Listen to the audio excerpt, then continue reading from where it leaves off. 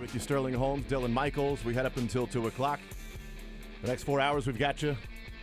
Get into a lot of Chiefs football today, NFL football today, some college football as well with KU K-State coming up tonight.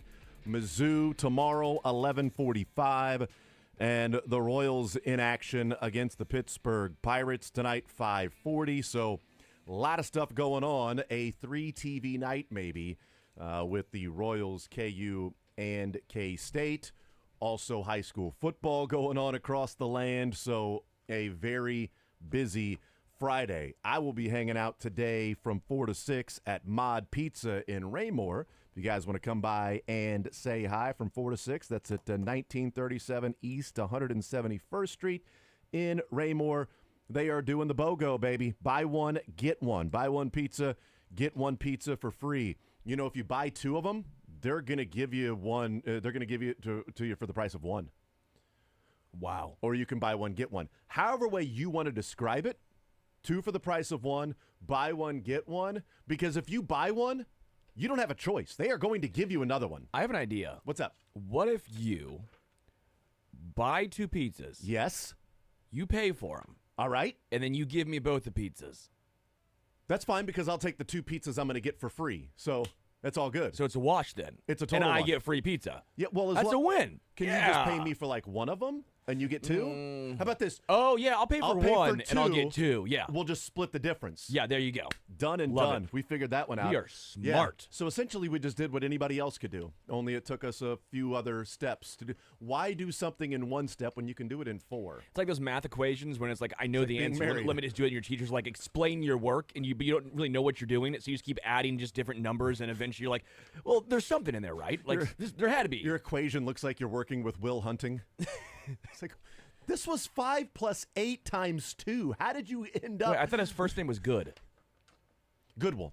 Oh, Goodwill. Okay. Goodwill is his name. Goodwill. Middle name Will. Good Hunting. Will. Goodwill. All right, 913-912-4810. But I'll be there in Raymore today from 4 to 6. It's the BOGO Pizzas to kickstart your weekend. How about that? If you've got the 3 TV setup, or how about this? You're heading out to a tailgate for some high school football. Ooh. Hey, guys, I'll be there. I'm bringing the Mod Pizza. I'm going to stop by. I'm going to get 10 pizzas from Mod. And they're only going to charge me for 5 because I know a guy. That's what you can tell your people, you know? Hey, everybody, I'm getting 10 pizzas. Let's just split it. I'll take care of 5 of them. You guys split the other 5. You guys give me the money, split it up for 5 of them. I'll take care of the other 5. I got this. All right, I'm taking care of half of them for those 10 pizzas. If you show up with 10 pizzas to a high school tailgate, that dude slaps. I know, that right? guy is. Unless there's an 11th person, then that dude will get slapped because, hey, why didn't I get a pizza? Why are you only showing up with 10 of them? Everyone gets individual pizzas now. Wow. Yeah, it's like kindergarten, man. If you don't have enough for everybody, don't bring anything for yourself. I mean, come on, man. But yes, Mod Share. Pizza Raymore is where you can get that BOGO, buy one, get one. That is the Mod Pizza unlimited toppings, one price. That is awesome. You can go to a number of other pizza places where each topping is going to charge you another $2.50. Can I get, I don't know, do I want to, I'm feeling black olives today. Oh, it's going to be $7. I'm not feeling them anymore. You know what? You're feeling black olives, mushrooms, whatever you are feeling, Mod Pizza. Throw it all on there. It's going to be the same price. We'll be there today from 4 to 6. 913-912-4810 is the text line to join us. 913-912-4810. We will certainly talk about this Chiefs and Bengals matchup coming up this weekend, 325. I did not jump on the line when I should have. Dylan, we were talking a little bit about it yesterday, just really just posing the question of where this, or maybe it was Wednesday, I think it was, with Cynthia, and said, you know, this thing opened up at 6.5. Now it's down to 6. Then it went down to 5.5, and she was like, oh, great, keep going the wrong way, right? And then we talked about the fact that 80% of the money in the tickets, or 80% of the bets, are coming in on the Chiefs, yet the line keeps going the other way, which scares you if you're a Chiefs fan, because that means the sharp money's coming in on the Bengals. And so we're sitting there talking. I'm like, all right, sitting here at 5, do I wait for it to get to like 4.5? Do I wait for it to get to 4? Do I jump on it at 5 if I want to take the Chiefs minus the points? Do I risk it? Is 5 the lowest it's going to get? It's now back up to 6. Chiefs are now minus 6. So I missed it. I missed the window if I wanted to get it below 6. But still, it opened up at 6.5, got down to 6, went down to 5, now back up to 6. I wonder where it's going to settle before kickoff at 3:15 or so. Where this is it going to be at 5.5? Is it going to be at 5? Alt line 9.5. Yeah, that's Just fine. got two scores. That's or fine. Double digits. I mean, is there injuries that will be game time decisions that we kind of know now that they're waiting for? I mean, T. Higgins hasn't practiced the last 2 days. He ain't playing. Right. Hollywood ain't playing. So Correct. If Hollywood had practiced and T. Higgins hadn't practiced, then maybe this line goes back up to like 6.5 or 7. If T. Higgins was practicing and somebody for the Chiefs was going to miss, then it might be, continue to slide down. Sometimes it depends on the money that comes in too. Like Fat Jack was on with Seren yesterday, and they were talking about the KU line opening up at 7 against UNLV, a tough matchup, a good UNLV team, and a revenge game for UNLV. And Fat Jack said there's a gambling conglomerate out there that pools their money together. It's pretty smart. And they came in quickly when it was at 7 and placed like $750 on KU minus the points. And that thing jumped up to 9.5 immediately. He was like, there are certain people that can move a line in Vegas that if they know something and they come in, and put a lot of money on something, Vegas will adjust. That line is now 9.5 for KU. It jumped up 2.5 points from a touchdown to 9.5. And then I ripped UNLV at the 9.5. Right? I mean, maybe you can middle that thing. That KU wins by 8, you're feeling good. But clearly there's a big, conglomerate out there. They're not right 100% of the time, but they make a crap ton of money if they're right 65% of the time, or 60. So it doesn't mean they're going to be right on this one, but they're right enough where that money came in to where they were feeling really strong about KU minus the points, that Vegas was like, bleep. We're moving this thing up 2.5 points right now. We're not letting other conglomerates see what this group did and then piggybacking them at 7. We're moving it now to 2.5. You ain't going to get it at 7. You should have got in when they got in. So that's an interesting sort of line with that. K-State's gone from 7 to 7.5, now back down to 7. It's kind of remained right there. Mizzou hasn't moved a half point either way from the spread or the total. It's been 16.5 and 54 all week. K-State, how about this, has gone from 56.5 to 58.5 to 59 to 59.5, and now it's at 61 today. Wow. It's gone up 5 points in since Tuesday, the total, with K-State and Arizona. There's money coming in on the over. They think there's a lot of points that are going to be scored tonight in Manhattan. That should be a fun one. KU's total remains the same. It's moved up and down, but it's now back to 57.5 where it is. So there's a lot of movement for KU. There's a lot more movement on K-State's total. KU just moved quickly. Yeah. So it's 7 to 9 to 9.5 quickly. So that's where we are with that. 913-912-4810. What a miss by College Game Day not being in Columbia for this game. they're in South Carolina for South Carolina LSU, South Carolina. which is not as good as this game. Versus LSU, LSU, too. It's not like, what? It should be in Manhattan tonight. Well, I mean, like Saturday. Saturday, right? It can't be in Manhattan tonight. They You know what? should- They should double dip. Go to Manhattan tonight, stay the night, and then go somewhere else tomorrow. Midwest tour. Kirk Herbstreit can stop in Manhattan on his way from Miami to where are they at tomorrow? They're in South Carolina? Yep. A little detour, whatever. Just a small one. I guess it's easy for him just to go to Miami, from Miami straight No up one north. tracks CO2 on the internet No, or anything unless like it's that. Taylor Swift and That's her, right. Yeah. her carbon footprint. They're in the wrong Columbia. That's exactly right. Yeah, Bogota. It should be Columbia. It should be Mizzou and BC. Oh, the I was only in other- Bogota. Oh, that's right. Yeah. Yeah. Well, whichever cartel, conglomerate, whatever you want to call it. It is one of the two top 25 matchups this weekend. Both of them involving local schools: K-State, Arizona, Mizzou, BC. I thought it would be cool. I put this out on Wednesday. I don't think it's going to happen, but I thought it would be really cool because Wednesday was 9/11, and we talked about the things that I watch and read every year. One of those being The Man in the Red Bandana. It's about a 13-minute clip.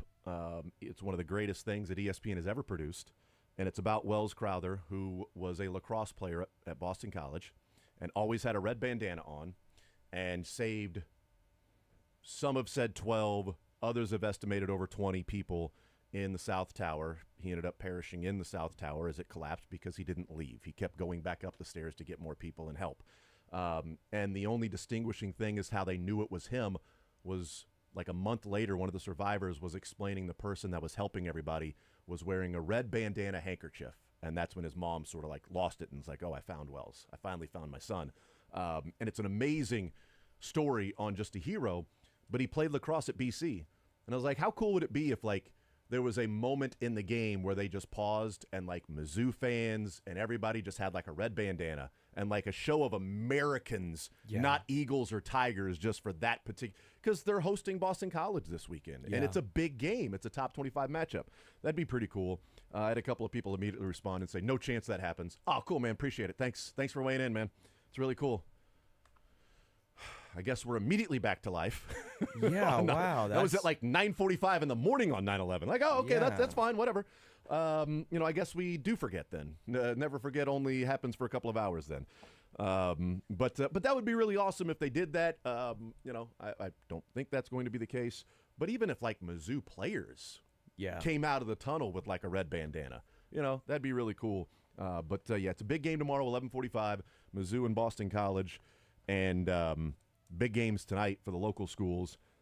And obviously a huge game for the Chiefs and the Bengals because there's tiebreaker implications, and there's the how quickly Cincinnati could bounce back to say, see, we aren't as bad as last week. We just went and beat the Chiefs. Everybody was overreacting. We just went and won in Kansas City.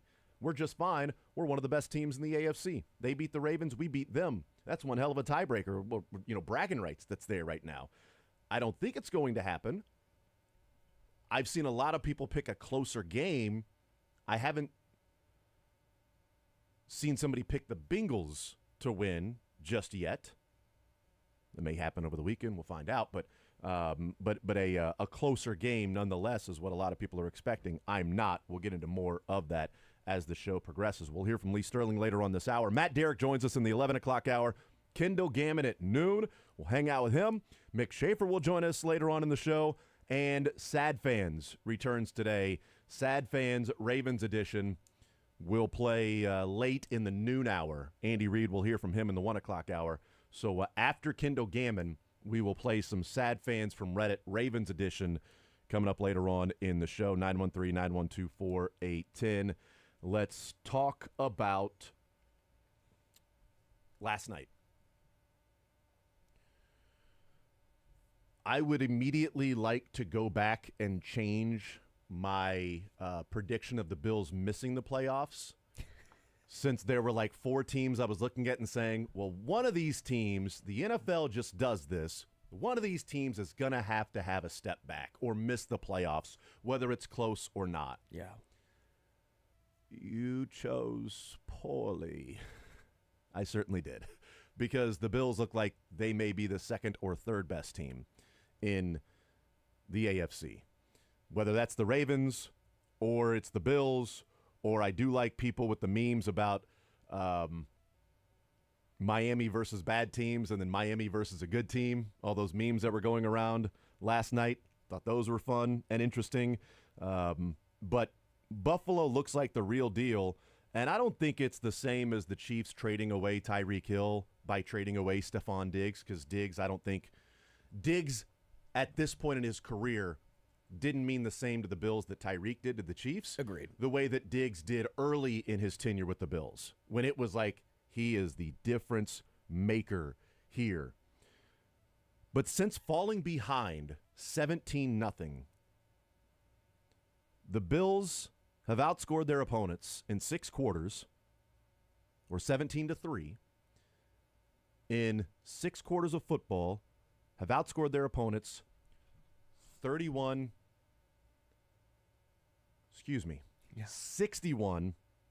to 27 in 6 quarters of football.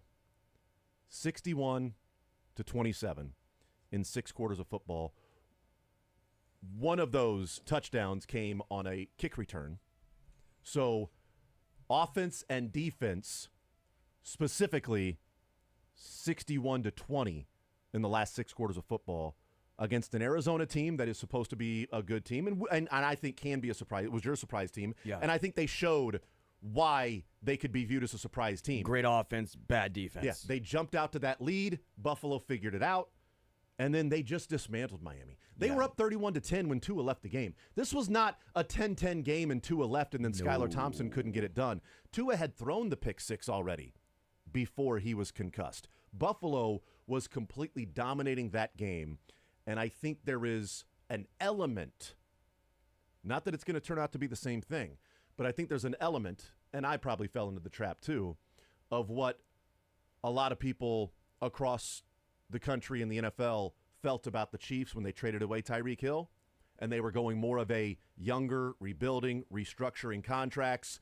They were in, some cap issues. They couldn't do the contract for Tyreek Hill and Chris Jones, and so they had to make some decisions. They got some draft picks. They hit on those draft picks, and the Bills look like a really good team right now. Von Miller looks a little bit younger. Wow, yeah, 2 sacks in 2 games for him. Yeah, he looks a little bit younger. Greg Rousseau is having a breakout year, it seems, in just 2 games so far. And Josh Allen was carrying Buffalo in game 1 where he was running it and doing everything he can. And then last night, he runs for 3 yards. And still, they put up 24 points on offense, but they could have put up more because then they put in the backups. Yeah, with 10 minutes to go in the game, they could have scored more points than the 24 they did offensively.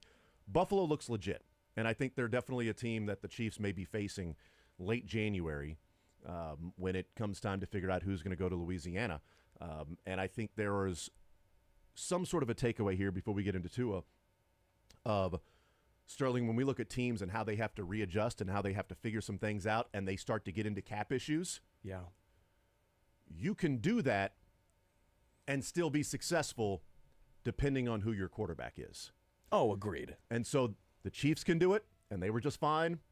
And what we've seen through 2 weeks of the season is that the Bills were able to do it, and they're just fine because I think we've talked about this, I think they have the second, if not at worst, the 3rd best quarterback in the NFL in Josh Allen. I think it's the second, but some people would argue, Lamar, whatever. I think they have the 2nd best quarterback in the NFL, and we're watching 2 teams that had to restructure, readjust with cap issues, and go a different route.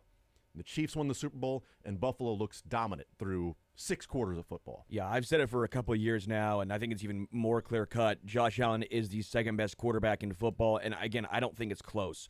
Like, it's Mahomes in his own stratosphere. I think it's Josh Allen. He's above everyone else behind him, and then it's Lamar, probably 3rd, maybe C.J. Stroud, Joe Burrow, 4-5.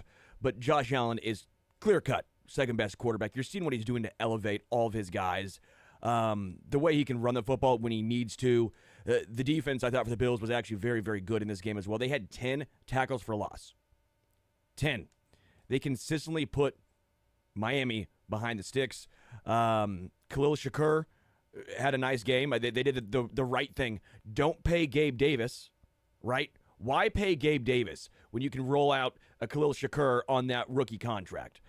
I love them when they're running 12 personnel. Obviously, Dalton Kincaid is a game changer.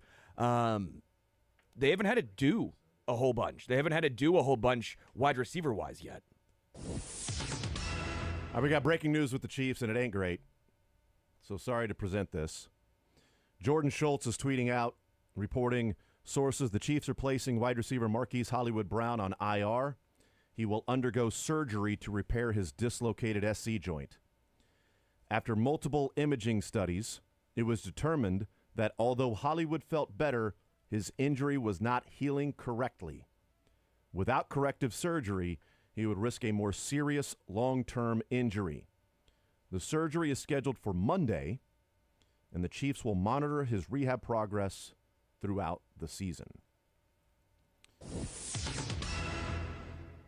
That is a bummer. That is a kick to the midsection for the Chiefs offensively. Thankfully, they went out and drafted Xavier Worthy. Yeah.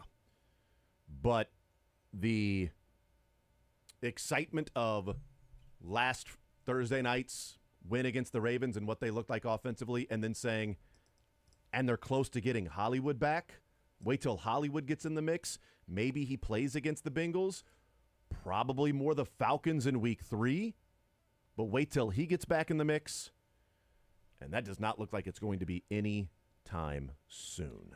I wonder if we should have seen this coming, because Andy Reid said something I thought fairly interesting the other day, and he was talking about centimeters in regard to the healing process. It's set. It's got a set. It's got a set, and he goes, if it's a centimeter off, it can cause issues, right? Yep.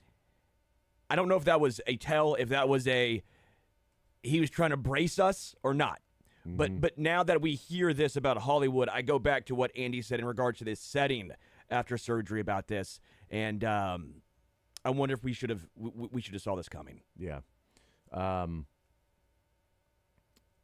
I don't know, and I'm trying to find if there is some sort of an estimation out there as to the timetable for a surgery to repair that. Because we went through the timetable of 6 to 8 weeks to recover when Tyreek Hill had the same injury, and Tyreek Hill came back, and luckily for the Chiefs at that time, and fortunately, that thing set and healed correctly for Tyreek Hill to get back. There's nothing you can do if you're Hollywood Brown. It didn't set correctly, and they tried, and it's 6 weeks since that injury, and it's unfortunate that they've lost a month and a half to then now have to go have surgery, as opposed to if they would have had, I don't know if surgery at that immediate time would have made a difference. I would guess it probably would, but surgery wasn't the needed course of action. That just simply rest and rehab, it would heal, but it has not done that, and now it's a setback for Hollywood Brown.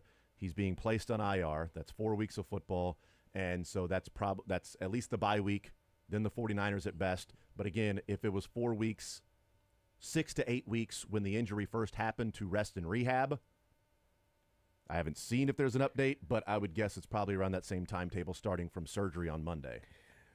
Don't look up sternoclavicular joint surgery recovery time because it is disheartening. Well, if it's on Google, then it's cancer. Again, if this is what it is, this is to talk about speculation. Is it? Yeah. So take all of this with a grain of salt. But first thing I see for sternoclavicular joint surgery recovery time is 4 to 6 months to return to sports. Well, and I think the Chiefs will monitor his rehab progress throughout the season. It is not a timetable. Yeah. That's a little bit of an indication of their timetable in that we're not saying it's 6 to 8 weeks. That's why, I'm looking and I'm not seeing somebody say here's a particular return date or prognosis for this surgery specifically for Hollywood, is because, as you're talking about, it could be 4 months from now, and the Chiefs, Jordan Schultz, according to his sources, say that, quote, the Chiefs will monitor his rehab progress throughout the season. That sucks, man. Yeah. One play that he had in a Chiefs uniform so far. In the preseason. Yeah. One. I feel literally for him, you saw man. one play. Well, I feel for him, too, because he signed a 1-year prove-it deal. Yeah. And in his prove-it deal, he might not get to play. So, Because he's not proving that he can stay healthy. agreed. And so, I maybe this means he comes back to KC for one more year. I don't know what this does to his market, but I feel for Hollywood, too. Not only does he have to undergo surgery, but in his 1-year prove-it year, he didn't prove it. Again, we'll see if he comes back at any point this season. I don't know. I'm not a doctor. Just what I saw on the internet in regards to the general sternoclavicular, hard word to say. No, you nailed it. Joint surgery is not ideal. Yeah. All right. Luckily, we saw that what Xavier Worthy was able to do, Rashee Rice was able to do. The wide receiver group is still better than what it was a year ago. Would have been much better with Hollywood. Still in a better spot than they were a year ago. It wasn't just the only thing they did was go out and get Hollywood and bring back MVS, Kadarius Toney, Sky Moore, and have the same group as last year.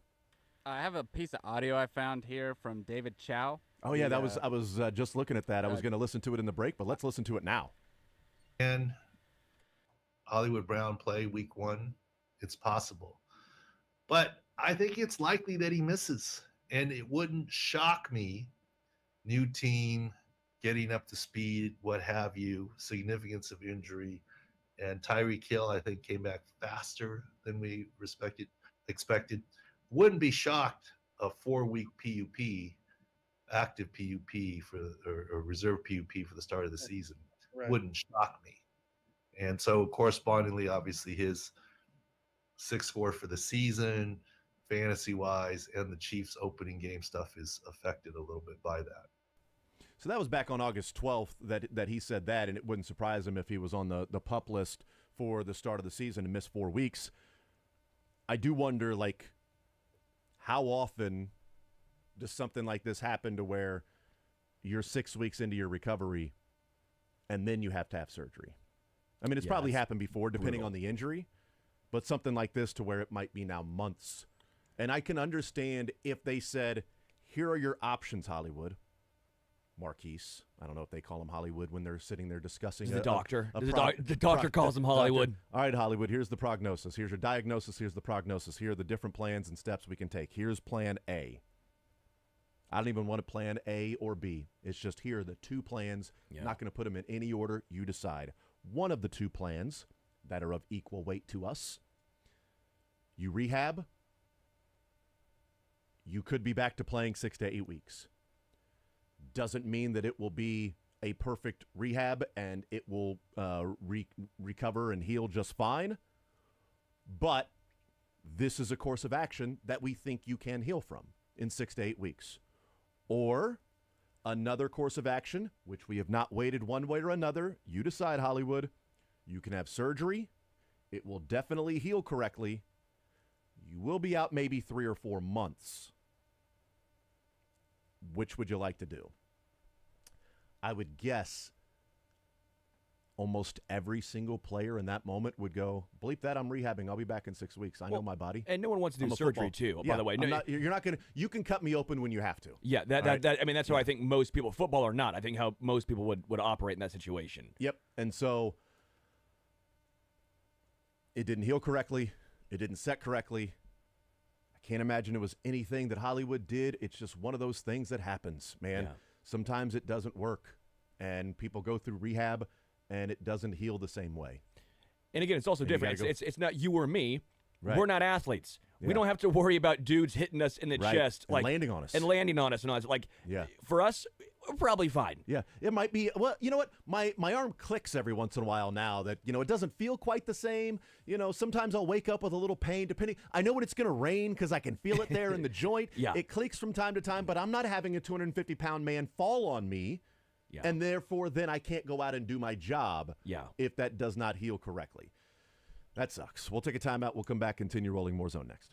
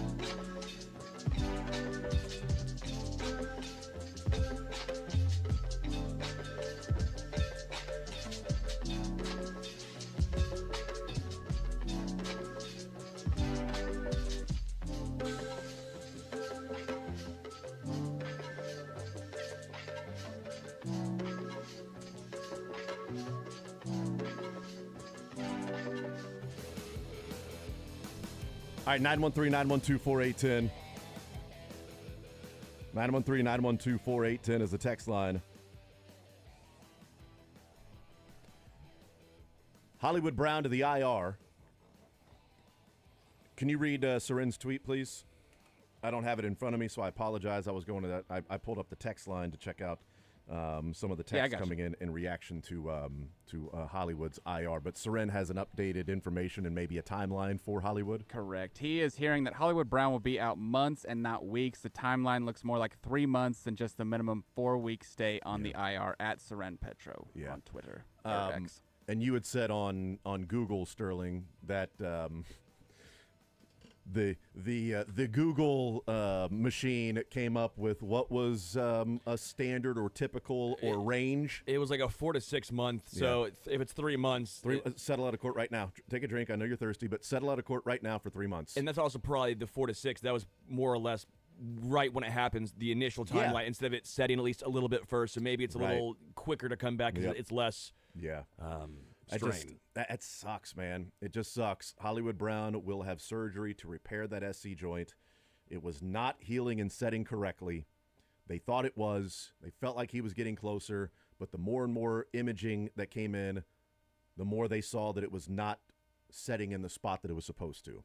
I guess as it was healing, it was getting closer and closer to setting, but then as it got towards the end, it just didn't do that.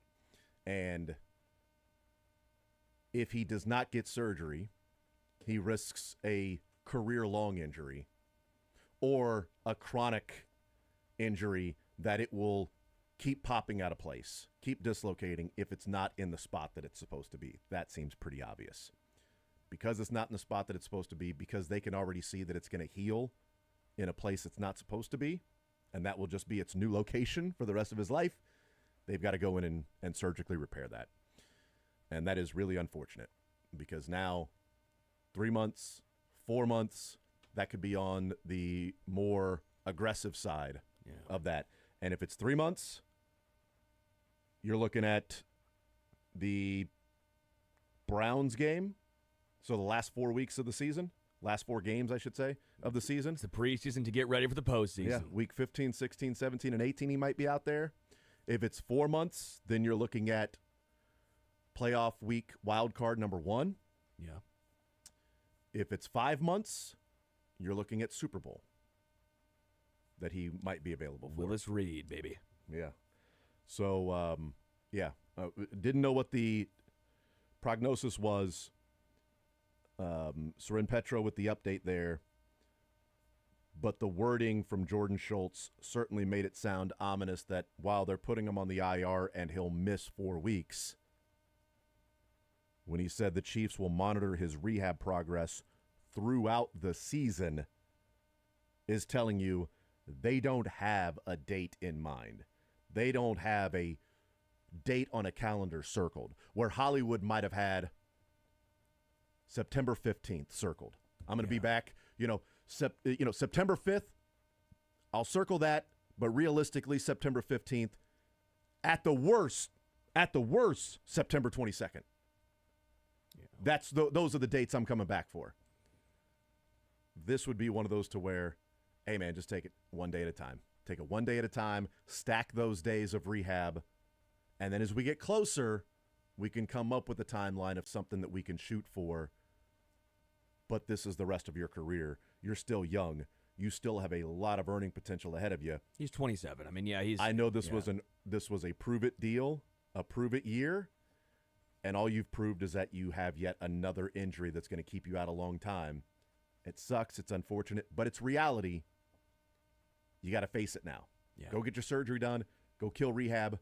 Go get you a ring at the end of the season. Be back playing big games in the playoffs. You want to do that? You've got an opportunity to play in big games in the playoffs if you aren't cavalier and careless with how aggressive you are in your rehab, right? You can be overly aggressive and to the point of being careless and irresponsible. As long as you do the things that you are supposed to do along the way, you can be playing in big games in the playoffs. Focus on that. That's your opportunity to go out there and show out. And in Louisiana, you could be there in New Orleans and holding the trophy on the stage, and all of this will be a distant memory. Yeah. Because you'll be at that parade a couple days later, too. That's the focus right now. We'll take a timeout. We'll come back. We'll hear from Lee Sterling and Todd Lebo, get you set from a betting perspective coming up this weekend.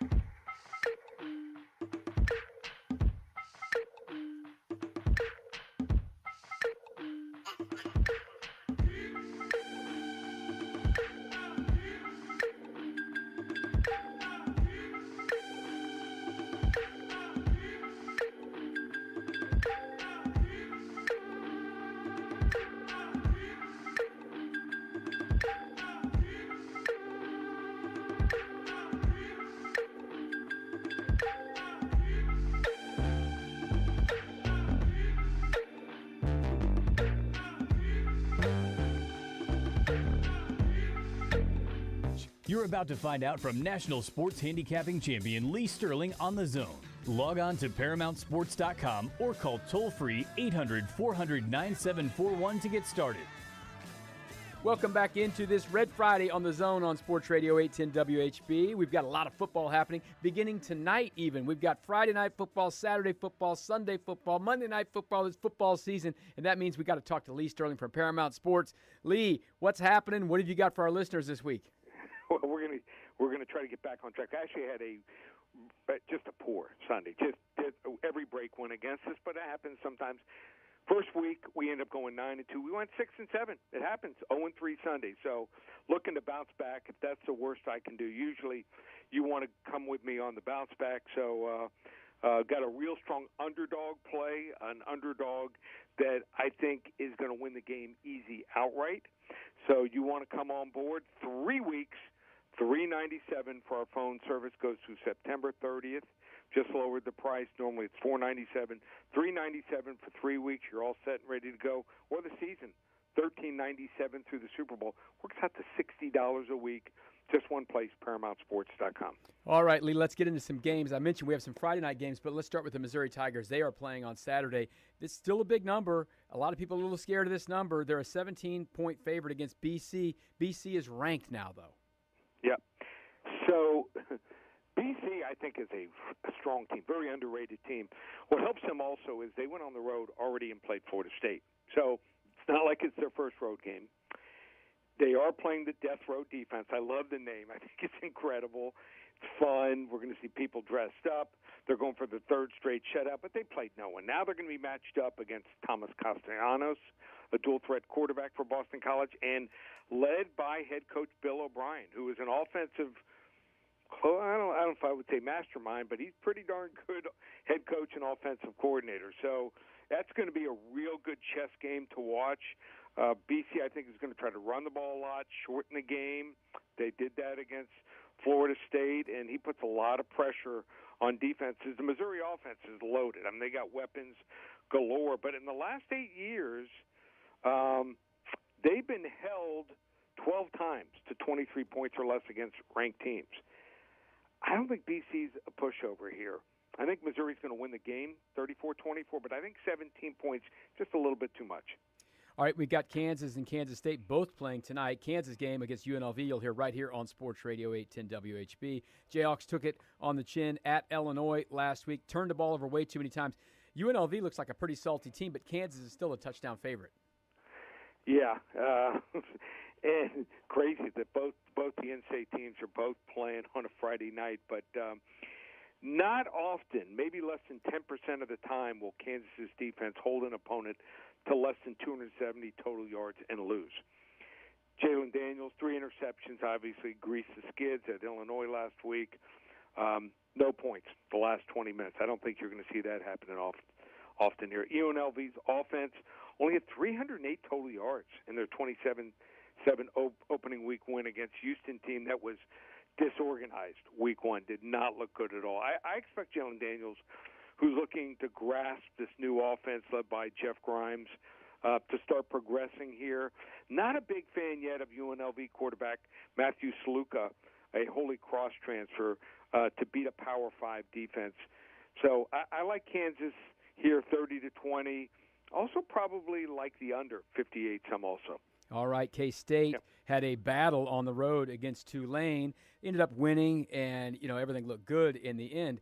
Arizona is sneaky good, right? Yep. This is a non-con conference game because of scheduling, weird things that have happened with all the realignment stuff. Arizona hadn't lost a game in a long time. This is maybe an upset spot for the Cats? Yeah, this game kind of has the feel that it's going to be decided by one possession. Arizona's defense is not great, but their offense is really good. I mean, Noah Fafita, the quarterback, the connection with McMillan, the receiver, this guy might go top 5 in the draft. He is that good here. And we know that Kansas State's weakness is their pass defense. Avery Johnson's got to play a little bit better throwing the football. He is a big-time running threat, but week one only threw for 153 versus Tennessee Martin, 181 versus Tulane. So they got to be a little bit more balanced to win, I think, and cover against Arizona. I just, like I said, it has the feel of a back-and-forth game. I think Kansas State wins 38-34, but I think a touchdown is a little bit too much. All right, we will move on to the National Football League here. Houston, it looks like a pretty salty team, right? They beat the Colts on the road. It was a tough one. Chicago is – listen, they won the game, okay? It wasn't because of Caleb Williams did anything. What do you think about this Texans team? We got two good young quarterbacks facing each other, but one of them is much more proven. Yes, and C.J. Stroud's there. He might be a top 5 quarterback right now in the NFL. I do think that Caleb Williams is going to get there, but 14 for 29 for 93 yards, just a 55 quarterback rating, not going to get the job done here. People don't realize that Houston picked up 3 starters in free agency. So they not only picked up, some skilled players on offensive receiver, they also added to the defense here. So I think Chicago is going to be a very good team. I just don't think they're there yet. I think Houston can score on any play from any part of the field, running or throwing the football. Special teams look great. I mean, I think they have one of the top 3 kickers in the NFL. So I like Houston here, 30-20. All right, and then we've got the Kansas City Chiefs at home against the Cincinnati Bengals. This was a game that a lot of people had circled early on because the Chiefs and Bengals have obviously played each other a lot, usually later in the season or in the postseason. Joe Burrow wasn't in the matchup last year, but the Bengals did a nice job defensively on the Chiefs. But Joe Burrow doesn't look quite right yet. The Bengals are terrible early, but this is a pretty big number at home here. The Chiefs are a 6.5 point favorite, depending on where you look. Yeah, he didn't look right. Opening week, I mean, they've lost 5 out of 6 games in the Zach Taylor regime. I don't know what it is. They start really slow. I know Joe Burrow kind of has that, just I'm under control, no problem.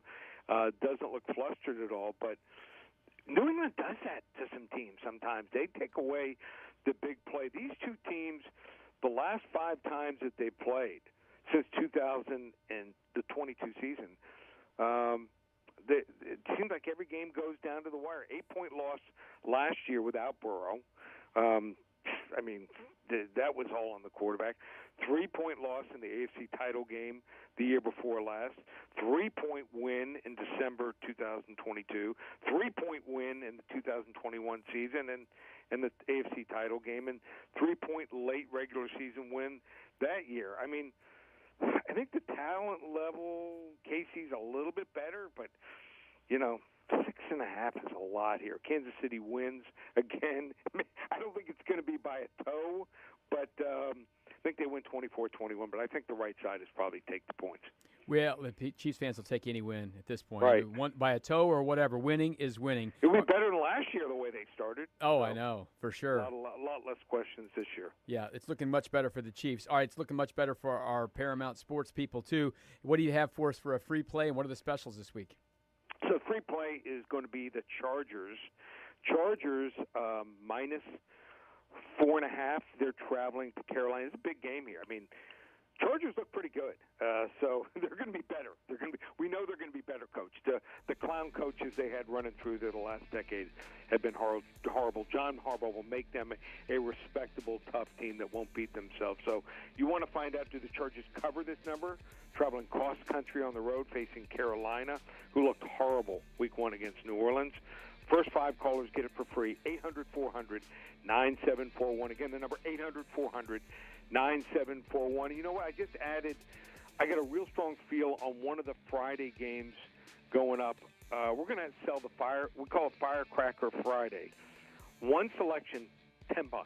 You want to get that. That's available also on the website. Besides the September to Remember 3 weeks for $3.97 in the season for $13.97. So you want to try us out. One selection, Firecracker Friday, $10, ParamountSports.com. Can't wait. It should be a great weekend. Lee Sterling from Paramount Sports. Red Friday rolls on the Zone on Sports Radio 810 WHB.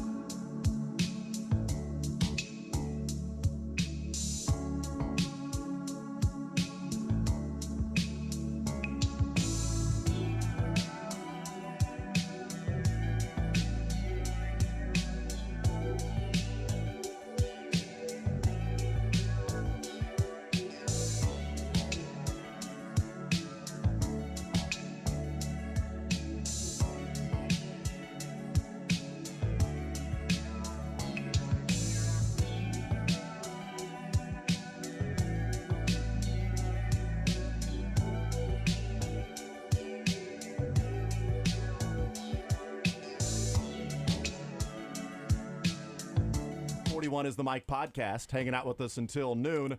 Coming up at 4 o'clock, I'll be hanging out at Mod Pizza today in Raymore, 1937 East 171st Street. Buy one, get one pizza for you. Stop in, tell them Sports Radio 810 sent you, and they're going to give you a pizza for free when you buy one. Even if you want it or not. They're just going to throw it in your face.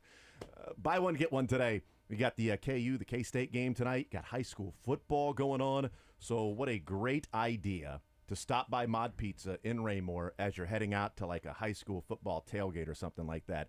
I'll be there from 4 to 6. They got the BOGO going on from 4 to 6 at Mod Pizza in Raymore, 1937 East 171st Street. Matt, Derek, what is up, brother? Well, bad things are up, it sounds like. Well, you know what? You weren't up late last night until 3 in the morning. That's good. No. That's good. So it's a little bit of a different Friday for you than last week. Exactly. I look and feel great compared to last Friday. You always look great. And, What happened when I'm last around you, Friday? it looks like you always feel great, too. So there were a lot of fun and positive conversations we had on Friday last week. And that was enjoyable. I don't remember any of those. That was enjoyable after that Ravens game, and they started off 1-0. And we start this conversation with not great news when it comes to the Chiefs, and that is Hollywood Brown, if you're just joining us, has now had to have surgery on his AC joint. That surgery will take place on Monday. It was not healing the way that they were hoping it would. And the phrasing from Jordan Schultz was that the Chiefs would monitor the progress throughout the season, which was an ominous way of describing it. First of all, that there wasn't when he got injured, first of all, it's like, hey, 6 to 8 weeks. Remember Tyreek Hill? You know, it's the same thing. And this is the Tyreek Hill timetable, which we've sort of been going off of as kind of a blueprint. That was Jordan Schultz's tweet. Soren Petro had an update about 30 minutes ago saying, I'm hearing that Hollywood Brown will be out months and not weeks. The timeline looks more like 3 months than just the minimum 4-week stay on the IR. Matt, Derek, your reaction and takeaway from the news that came down a little less than an hour ago that the Chiefs will be without Hollywood for the foreseeable future. Yeah, I mean, to me, even as of Monday with Andy Reid, we were getting positive reports, which was that he was passing all of his testing, was probably going to practice on Wednesday, see how he was doing, evaluate him this week. And, as of Monday, I mean, even Wednesday morning from Andy, when Andy Reid said he wasn't going to practice, he said he still wasn't going to rule him out for Sunday yet.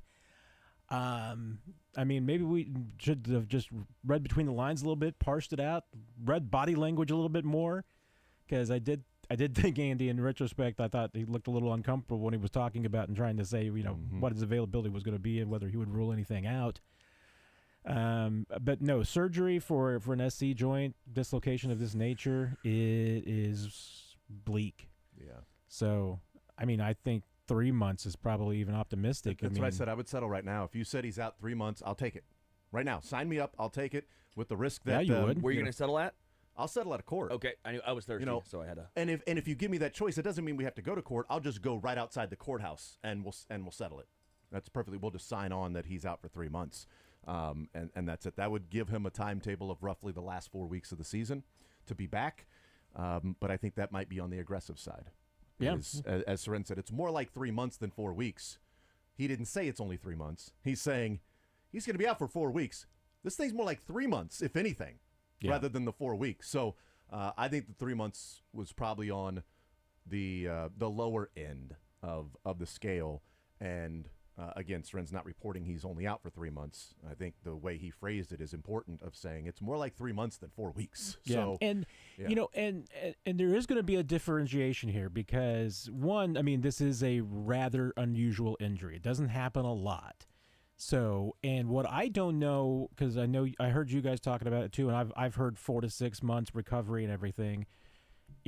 What I don't know is how often that is with the surgery immediately after the injury? Great question. Versus a corrective surgery. Hey, I because posed that, Jason. I didn't hear you. I was looking up other Wow, stuff. you give him a great, and for me, I get glossed over when I bring that up. Do we have the tape of that, Dylan? That were we recording when he said that? I think that we might not have been recording when he said that. Wow, recording messed I up. love I that. actually think I Jason dumped just that. You had to Jason was dump just it. Dump like it, mad. yeah. That's phenomenal. I What say a great I say point. things with a gravitas, Sterling. It's that a just, different projection. All right, he presents the information in a package that is easily receivable.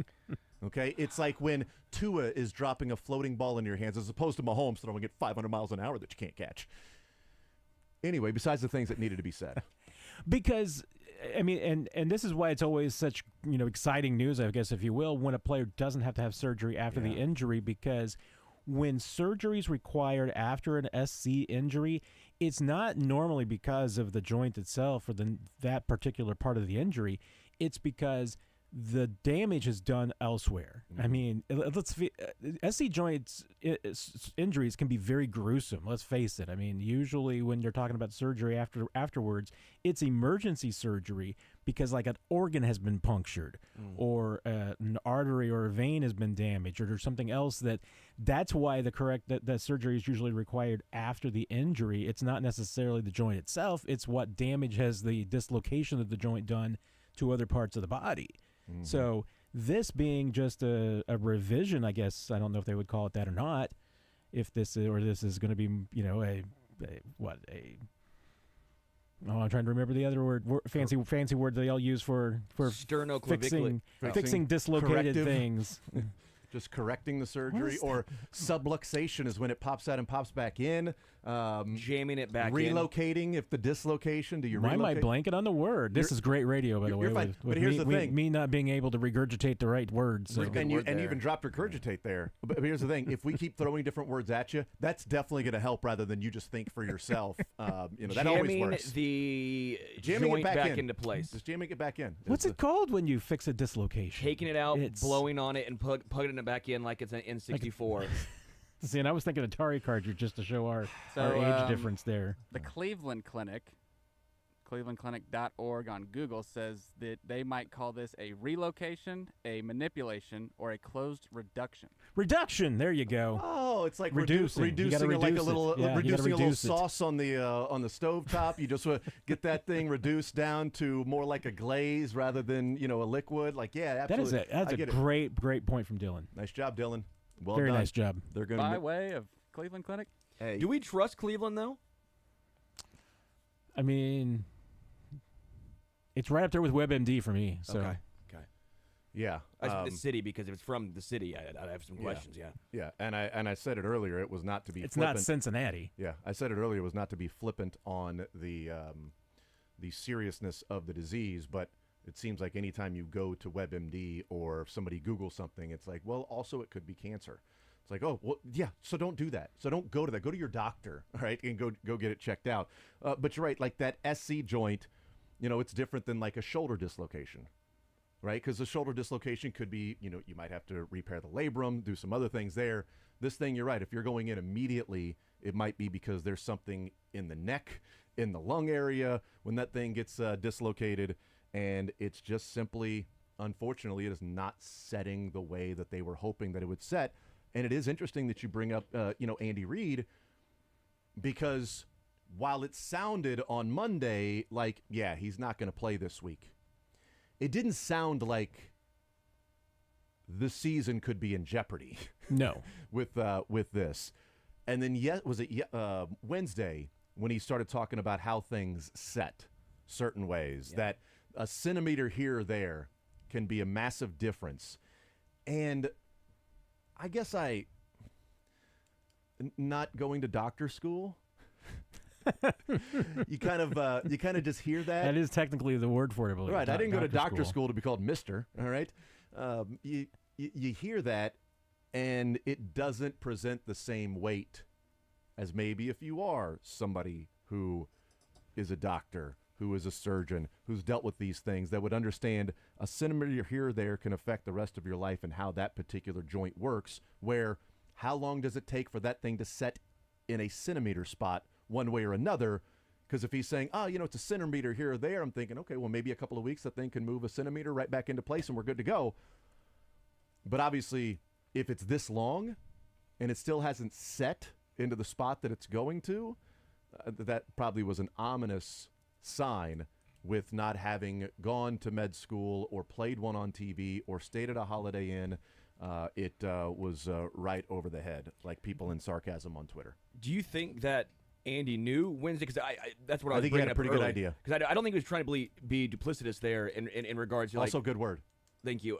You need to reduce that word so I understand. Duplicitous in regards to what he's telling the media versus, because we both picked up on that. A centimeter off. We talked about it. We talked about it. Here or there. So maybe we should have known, but again, he never ruled him out. And even when following up on it, asking him for Sunday, like, if he doesn't practice, could he still play? And he goes, I'm not going to rule him out. And yet here we are. Here we are, yeah. So, I mean, maybe it wasn't the final decision. I would guess that on Wednesday, the Chiefs had a pretty decent idea that this could be a possibility. And maybe the last couple of weeks, they've thought that, hey, Hollywood, we need to see this happen in that joint so that we know it's going the right way. And if not, you should be prepared for this other step here. So just, mentally, keep rehabbing, keep doing your thing. But mentally, we should prepare you that this is also a possibility because of the way that it's healing right now. We're hoping in the next week or two that this will happen on its own. But if it doesn't, so I think they probably were aware of the possibility, but maybe not to the point to where maybe yesterday is when they finally sat down as a group and said, here's our choice. We can wait another 3 weeks, and this thing may never get there. Or we can just get in there, do it now, and hopefully you're back by the end of the season. I mean, it does seem to me like something changed between Monday and Wednesday in those 48 hours because, I mean, Andy Reid seemed pretty chipper and declarative on Monday on the Zoom as far as that he was going to test it out, that everything was going well, that they were going to be doing, and they said they were going to be doing some tests this week, and they would be getting him on the field. So clearly, there were two things about Reid's answer on Wednesday that kind of hit me at the time, but it didn't hit me as much as it should have, and it now really hits me. Is when I did follow up to ask him, hey, does this mean you're going to rule him out? Would rule him out at this point for Sunday? And for the most part, I mean, even if it's something that he doesn't want to answer, Andy Reid's usually fairly direct. But there, he kind of danced a little bit. I mean, about what to say and everything. So I think that probably should have been the centimeter here or there was definitely a telling line. So I think there were probably a lot of clues that we could have picked up on Wednesday that this was a possibility, but it certainly seems like, one, that things changed dramatically between Monday to Wednesday, and it seems like things changed even more dramatically after Wednesday. Maybe they felt like things were going in the wrong direction on Wednesday. They were getting second opinions, third opinions, who knows? But, yeah, if this is the case, and I guess that technically at this point we haven't had the club come out and really say anything yet, so we'll find out. We'll see how much Andy Reid says at 1 o'clock this afternoon. In the last week, there have been some centimeters that worked in their favor and did not. That's a segue. And last professional radio segue for Thursday, that worked in their favor. This week it did not. Tex says, it's all my fault on Hollywood. I was just commenting how smooth my Friday the 13th was going so far. This is some bullshit. Yeah. I guess Friday the 13th. I forgot about that. Friday the 13th, man. I was helping everybody out with some buy one get one at Mod Pizza in Raymore for Friday the 13th, and instead, Hollywood Brown is out for months with surgery on that AC joint. I hope 12 more things bad have to happen now. 13, right? Friday the 13th, 13 things. No, I don't think that's how it works. I think it's just Friday the 13th. Just one thing then. Yeah. So we're good. Okay. We're good. There it is. It's done. It's taken care of. Oh, now you just made sure there's going to be a second thing. No, I just knocked on wood. It's all good. Sorry, dogs. Yeah. I always apologize to the dogs every time Jason does that because if there's a dog around and they hear knocking, they're going I thought maybe this was the directly to Diamond front Dogs door. I'd gotten involved with here. Could be. Matt Derrick, Chiefs Digest 41 is the Mike podcast. Let's take a timeout. We'll come back and we will talk about the Chiefs getting ready for the Bengals, what we saw, a little more breakdown of a deeper dive in the Ravens game, what we've seen around the NFL after a full week plus a game is now in the books. We'll do that on the other side of the break, hanging out with Matt Derrick, Chiefs Digest, and 41 is the Mike. Kendall Gammon coming up at noon. We got Sad Fans Ravens edition after Kendall Gammon today. Mick Schaefer cuts all before the show is over. More Zone next.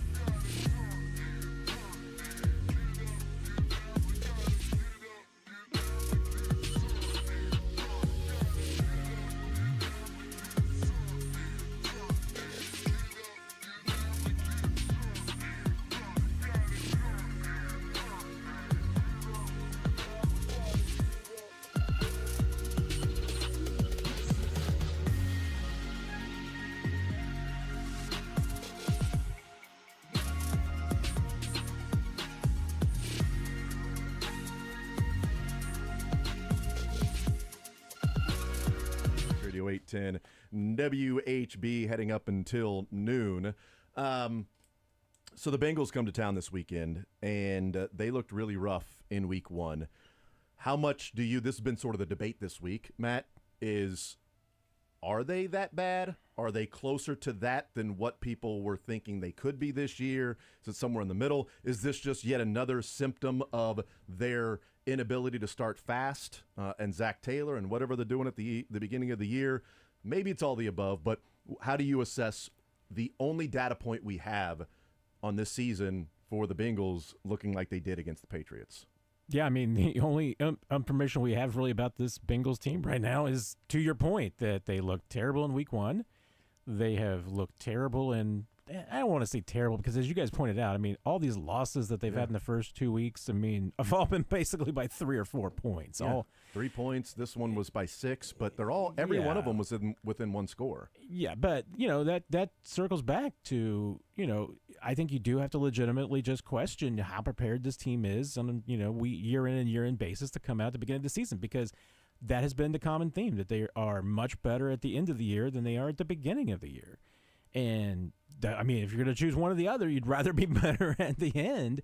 But we've also had to see this Bengals team have to rally a lot at the end of the year to get into the playoffs, make a run, because they bury themselves in a hole early. And, I saw Joe Burrow. I saw a guy who does not look comfortable out there. Yeah.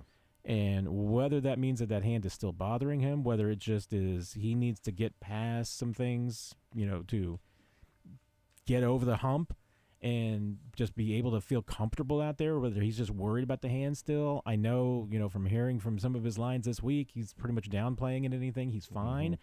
But the word out of Cincinnati for going back to training camp has been he can't push the ball downfield, that it's just that he doesn't look the same. And you look at the timeline of his recovery and everything. I mean, he's only been throwing the football really, probably for a couple of months at best, till just before training camp. For a quarterback to basically maybe have to go 6 months without throwing a football, that's hard. So I think there's more to it than obviously we know about Burrow in the hand. A Burrow in the hand is better than 2 in the bush. Sorry, go ahead. Can we have a serious conversation about him just not being good last year either? Like, I feel like everyone's glossing over, well, it's a slow start, it's the hand. He was bad last year. Like, he wasn't the same guy. Jake Browning came in and looked just the same as Joe Burrow. Now, I'm not saying Jake Browning is as good as Joe Burrow, but I'm saying last year, 5-5, throughout his rookie season, right? So, of the 3 years in the NFL, that was by far his worst completion. That was his worst touchdown percentage. That was his worst success percentage, worst yards per attempt, way more checkdowns. That was a quarterback. I don't want to say something worst QBR by far, worst quarterback rating. Like, last year was not good for Burrow, and I feel like everyone's just glossing over that. I get he had the calf injury, but for 10 games he had the calf? For 10 games? I mean, there's 2 things to me. I mean, one, there's his side of it, which and this is the continual problem from last year to this year. I mean, and frankly, every year of his career, but he plays with an awful offensive line. He's never had a good offensive line. I'm not sure if this is his worst offensive line. It probably is in conversation for it, but last week it just looked like a sieve. So that's one thing. And then 2, that defense is not the same defense anymore. They're going to lose games. They lost games last year because of the defense. They're going to lose games this year because of the defense. It is not the same defense that took them to the Super Bowl, because they've started to lose some pieces. They let free agents walk because it's the Bengals. They're going to let free agents walk, and it's probably going to even happen more so now they're paying Burrow, because they have, by my indication at this point, seem to have no interest in signing anybody who is not Joe Burrow to any long-term contract. So if that's the case, and you look at the pieces they do have, almost all of their big names on defense are all like 29, 30 years old. They're starting to hit the south sides of their career. Mm-hmm. So I just don't see anything but this team going in the wrong direction around Burrow. And if Burrow's not 100%, he's not going to be able to elevate this team. Well, go ahead, Stern. He averaged 230 yards per game last year throwing. What did he average before that? 280 and then 290. Yeah, it's pretty good. 50-yard difference. Yeah. I just feel like everyone's glossing over the fact that he was bad last year. Well, they're glossing over the fact because he was part of turning the Bengals franchise around and had a great season, and then they went to the Super Bowl and then went to the AFC Championship game, and he's the quarterback of that guy, and he was the number 1 pick, and those guys typically get elevated in what they do well and excused for what they struggle with. And when things don't go their way, we sometimes just ignore some of the numbers and talk about the grit and the winner and the pulling everybody with them, right? And when the numbers go their way, then we just talk about how brilliant that person is. But we don't mention Joe Burrow led him to the Super Bowl in 2021. Joe Burrow and an amazing defense. Like, if we're going to talk about the Chiefs' defense last year doing what they did to help them get to the Super Bowl, then it is completely unfair to then talk about how Joe Burrow led that Bengals team to a Super Bowl when the defense is the almost sole reason why they were able to make it that far in the Super Bowl. Burrow's numbers in the playoffs were pedestrian. Yeah. Like, they were not good. Like, Mahomes' numbers in the playoffs, even when he's having an off year, is still better than what Joe Burrow's numbers in the playoffs were. So people aren't talking about it because Joe Burrow has already been viewed as one of the best quarterbacks in the NFL. And once you're anointed that, which I push back on perpetually. Right. Perpetually I push back a lot of people have. But once you're anointed that, doesn't it feel like, Matt, that once you're up there, it takes a lot for you to start to fall down a pedestal or be brought back down? And if you start to do, or if some people start to say that, others will immediately just jump in and wear the cape of, oh my God, no, you're not seeing what I'm seeing. I played the game, and that's why he's an elevated quarterback as to what he's doing. Maybe he is, but when he's already been anointed as one of the best in the league and people were wondering, is he better than Patrick Mahomes? It's going to take a while and a number of bad years before you start to actually analyze what he's been in his career. Yeah, I mean, let's face it. I mean, look at the numbers. Tom Brady was not one of the top 5 quarterbacks in the league at the end of his career in the last few years. He had really good teams around him, and that helped. I mean, especially in Tampa Bay. I mean, Tampa Bay had a team that was ready to win a Super Bowl. They just needed a halfway decent quarterback, and they got one. Peyton Manning was not the same guy. He had a defense that took him to a Super Bowl, for crying out loud. Sure. So, but, you still had people who would say that Peyton Manning was one of the top 5 quarterbacks in the league when he went away. To your point, Jason, about the defense in 21, Von Bell, he's back now, but he's been gone a couple years on that 21 team. Jesse Bates, one of the better safeties in the NFL, gone. Chidobe Awuzie, he was phenomenal that year at cornerback. He's no longer on the Bengals. Larry Ogunjobi, that was his 1 year as a Bengal. That was his 1 year. He was phenomenal that year for the Bengals. No longer on the Bengals. Trey Hendrickson, that was his prime. He's still really good. He was also 26. Yeah. DJ Reader, he was healthy. He's a really good player, but he was healthy. I think this goes to your point, though. Like, a lot of those guys, and not just the superstars or the studs, like we always talk about the offense, but how many guys defensively have they lost? Part of that's the Bengals just not paying guys. But when you are no longer a quarterback on a rookie deal, you're now getting the second contract. You have to elevate guys. That's right. You now have to elevate. Mahomes elevates. What we've seen from Josh Allen so far this year, small sample size, take a drink, he's elevated these guys. We have not seen Joe Burrow elevate yet. We haven't seen it. In the 2021 postseason run for the Bengals, in those 4 games, the Bengals defense gave up 19 points, 16 points, 24 points, and then they ended up winning that game in overtime, and 23 points. So when the defense gave up at least 20 points, they were 1-1 in that postseason. He had 5 touchdowns, 2 interceptions in those 4 games. The Chiefs' defense last year gave up 7 against Miami, 24 against the Bills, 10 against the Ravens, and 22 against the 49ers. So they were 2-0 when the defense gave up 20 or more points, and Mahomes had 6 touchdowns and 1 interception in those 4 games.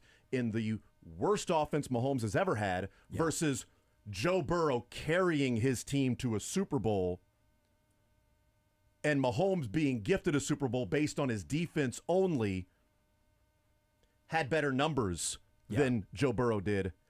And the defense for the Chiefs gave up more points or gave up the same amount of games in which they gave up 20 points. It's just the Chiefs were able to overcome that in both games. So, yeah, I push back when people say Burrow's the second best quarterback in the NFL. I don't think he's even. I think Josh Allen. I think we're watching, over the weekend against Arizona and last night, the second best quarterback in the NFL. Yeah. And I think Lamar's right there. I know that you think there's a gap there. I think it's closer with Lamar and Josh Allen. I'm not going to die on a hill if somebody says Lamar over Josh Allen. I would take Allen over Lamar. But if I don't have Mahomes, I would take either of them. I would choose Josh Allen. But yeah, I know that when you start getting paid, Matt, there's a different level of scrutiny and expectation that should be placed upon you.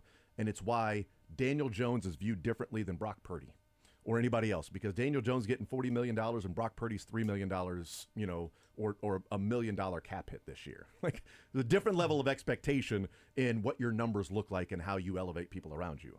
And you want to go back to that AFC Championship game. I mean, Bengals won that because their defense gave up 3 points in the second half to the Chiefs. Yeah. Wasn't because Joe Burrow just lit the building on fire. They only scored 14 points in the second half. Yeah. It's not an outstanding amount. He had a quarterback rating of 86 in that game. If the Chiefs had scored 6 points, if they'd gotten one field goal in the second half, an additional field goal, they win that game. So that had a lot more to do to me with the defense than it did even with the offense. And that's been the story of the Bengals. But, I mean, Burrow is good. I mean, he can be. But to your point, I mean, when he's been good, it's been because he has really been surrounded by a lot of talent around him that I don't think he's had to elevate. And two, I mean, to his credit, he's never had an offensive line. I mean, he's had the snot beaten out of him over the years because he does not have it, and they've never given him an offensive line. That's what's most worrisome this year, and we'll see if it continues to be that way, is that 35 dropbacks, it was only 6 pressures. They were great. They resulted in 4 sacks because Burrow is one of the worst in the league of pressures to sack percentage, because the pressures typically turn into sacks on Joe Burrow. Some of those pressures are connected to Joe Burrow, but that offense looked like that when he was pressured only 6 times out of 35 dropbacks. That is, an issue, because if you'd have said, yeah, but he's pressured 15 out of 35 times, all right, I get it, man. Because then you start to get happy feet. Then you start to get worried that, okay, this guy's going to – now you've got other things on your mind besides let me just read the defense. That's a concern. And I would say that, I'll harp on this point some more, that going back to that 2022 AFC Championship game when the Chiefs won, and the 2021, whichever one, but that 2022 AFC Championship game, on the field for the Bengals – after Joe Burrow was Joe Mixon, Samaje Perine, Jamar Chase, T. Higgins, and Tyler Boyd. On Sunday, there will be one. It'll be Jamar Chase. T. Higgins won't be playing. He's injured. Tyler Boyd's in Tennessee. Joe Mixon's in Houston. And Samaje Perine's wearing a Chiefs uniform now. So the offensive line is better than what it was then. But now he has to take the Chiefs' weapons last year, because you could say Chase and Kelsey. Okay, so you've got one legit weapon out there. You've got to take that and turn it into a team that can score 24 points a game. Can you get to 24 to 27 points a game? They got to 10 against a defensive-minded Patriots team that wanted to keep the possessions low, wanted to play ball control game. It wasn't going to be high-flying back and forth, so limited possessions. In that one game, that one moment, against that defense, they looked really bad. Now, maybe they bounced back and looked great against the Chiefs. Maybe they were taking the Patriots lightly because they thought, it's the Patriots, they suck. And Jacoby Brissett, Gerard Mayo, they are really reeling right now. We'll be fine. We're going to get through this thing. And then we got the Chiefs after that. Trap game week 1. I'm not buying a trap game in week 1. But maybe the focus was too much on the Chiefs, or the focus was too much on how good they thought the Patriots would be, as opposed to let's go out there and kick some ass, and it doesn't matter who the opponent is. And then this week is when they're going to go and show out and play awesome football. They have players that can make plays. They aren't the Panthers. They have players that can make plays, and Burrow has done it before, and Jamar Chase is a stud. The Chiefs are just better. And they have a better roster. Yeah. And they have a better quarterback. And they have better weapons than the Bengals do for the first time in any matchup between these teams. I will also just say, yes, the Patriots had a good game plan. It's still the Patriots with Jacoby Brissett. Agreed. And the Bengals had 8 offensive possessions. That's it? 8 possessions. Well, I mean, usually you get about 11 or 12. Sure, you get you. So, I mean, 8 is, and like I said, it was a ball control. 10 they wanted, points, though, with 8 possessions is I agree. brutal. Oh, absolutely, yes. You should be averaging more than, 1.2 points per possession. And there was no fluky, like, oh, you had one at the very end and it was a kneel down. No, it was 8 legitimate possessions. Yeah. 10 points. And, to the pressures, I mean, one of the things that Joe Burrow has had to do is just to continue to get rid of the football as quickly as he can. That's true.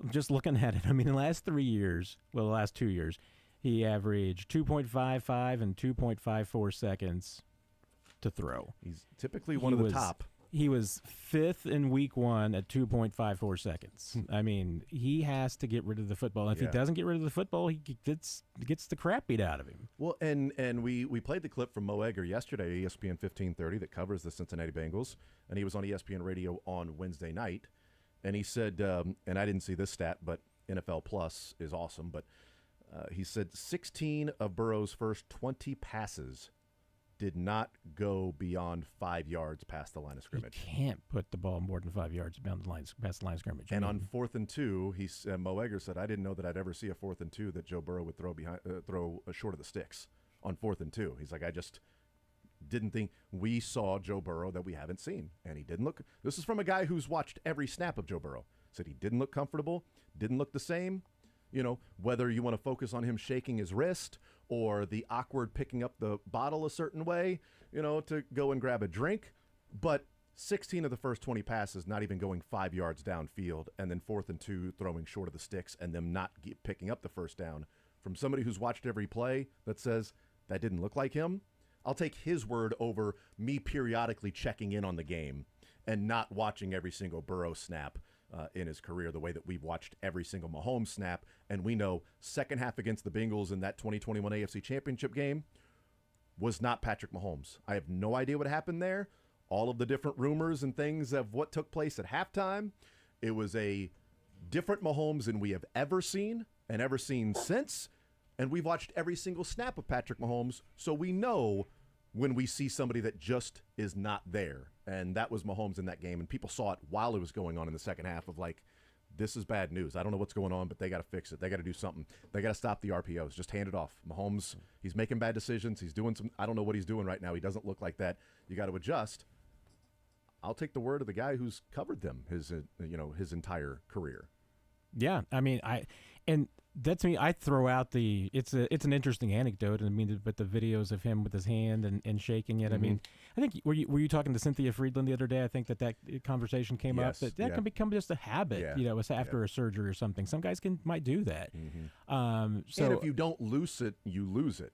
But that's the thing that I think that everybody has just completely overlooked is just that that recovery from a surgery. I mean, it was a ligament too. So, once again, every player who's had ligament surgery will tell you their first year they have nothing left, and it's not just knees. I mean, it's any part of the body. If you, you have a ligament repair, it's more than a year of recovery. Yeah, sorry about that. I was just going to add this, and then we got to go to break, and I want to talk about the Chiefs and how they match up this weekend, but. I'm concerned about Amenahu, what he's going to look like when he comes back, because Turk Wharton looks awesome. Yeah. He did not look anywhere near this last year in his first year back from ACL surgery. Now, a year removed from that, he looks like the old Turk Wharton, maybe even a little quicker. Like, he looks really good. I don't know that I expect really anything from Amenahu, who will be, whenever he returns to the Chiefs, more than likely will still be less than a year from surgery, and he'll be playing NFL football at that time. Next season, I think Amenahu, if he's on the team, all right, let's see what he can offer, just as Turk Wharton this year looks completely different. And there was a group of us that talked to Turk on Wednesday in the locker room. He said exactly that. He's like, I have my power back. I have my strength back. I mean, or was all of this that was missing last year? Yeah. You know, It's exciting of what we're seeing from him early on. Yeah, I mean, and that's the case. I expect the same thing with Minihue. He is not going to be the same guy you saw last year. He is going to be a percentage of that. Yeah. You know, the percentage of that can still help you. Yeah. But I fully expect the same thing as the situation we're seeing with Joe Burrow. We're seeing a percentage of him. He'll probably be different next year. Yeah. But this year, I think he certainly, I'm sure we'll get better throughout the season, but I think you wanted to face the Bengals and Joe Burrow right now. Once again, this is the time to do it. 100%. We'll take a timeout. We'll come back. We'll look at the matchups of what the Chiefs look like. The update, if you're just joining us, Hollywood Brown is going to be out for the foreseeable future. He is going to have surgery on Monday to correct the AC joint. It was not healing properly. And the timeline of maybe being back this week or a week from Sunday, that is not the case. It looks like it's going to be 3-4 months, maybe longer, to recover from this surgery. We'll take a timeout. More Zone next.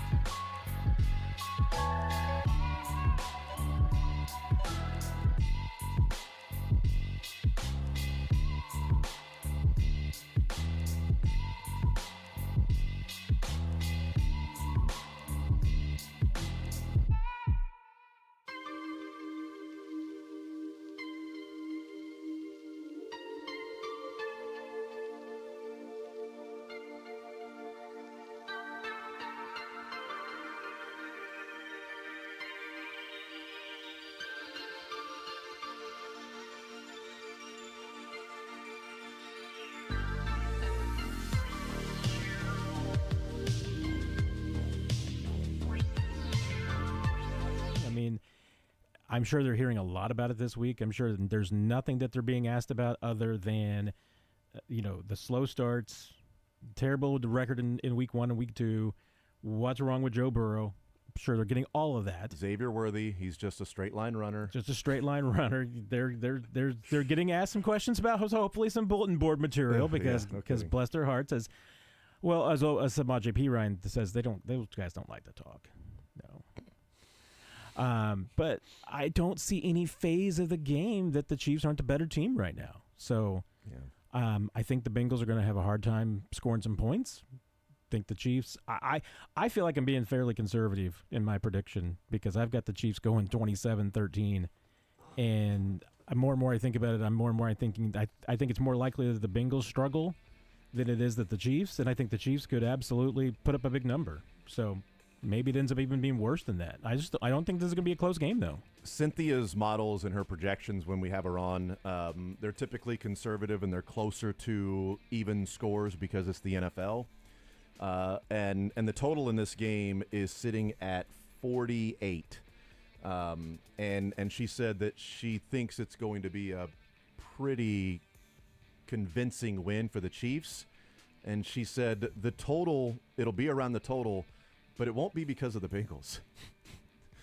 I mean, to get to 48 and the Chiefs score 30, the Bengals still got to get to 18. And she's saying it ain't going to be because of the Bengals that they get there. I mean, that might be 38-13 would not surprise me. 35-14, something like that with a late touchdown by the Bengals. Yeah, we'll see. Matt, you're the man. Appreciate it, brother. Enjoy the football. Take care, guys.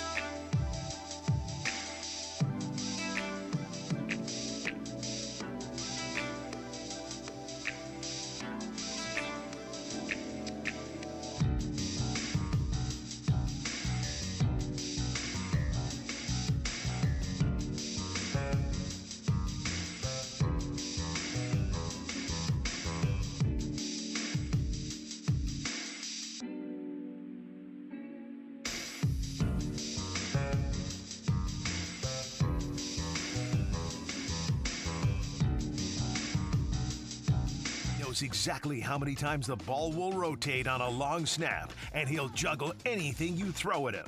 It's Kendall Gammon in the Zone. Brought to you by Crown Toyota and Crown Volkswagen. Recognized as the #1 place to buy a new or pre-owned vehicle. Visit crownautomotive.com to see the latest deals. Experience the Crown difference. All right, we continue right here on Sports Radio 810 WHB. Jason Anderson with you, Sterling Holmes, Dylan Michaels. Thank you to Matt Derrick, Chiefs Digest 41 is the Mike podcast. Now we get to hang out with Kendall Gammon here for this segment presented by Crown Toyota and Crown Volkswagen. Kendall, what is up, brother? How are you? Not much. How you guys doing today? Well, I'm doing just fine. You know what? I'm enjoying the day. It's Friday the 13th. Not happy about the Hollywood Brown news that came out this morning, but feeling confident about the 3 local teams in college and feeling confident about this matchup this weekend for the Chiefs and Bengals. But you know what? Life's good. Can't complain. Woke up on this side of the dirt. I agree, and I'm just going to put the plug in. I'm being a Pittsburgh State Gorilla, #4 in the nation and undefeated. And that's okay because family day. Northwest is right. Damn. So, you know, if that poll went past 20, the problem is it stops. You've got at a point there. If You've got a point there. It stops at 25. It's not a good one, but you have a point. Yeah, it's ridiculous that it only goes to 25. Why doesn't it go I more? Don't know. It's. I'm just glad it goes to at least 11. Sterling's just got this look on it like, you know what, I really don't want to talk to you. You know what?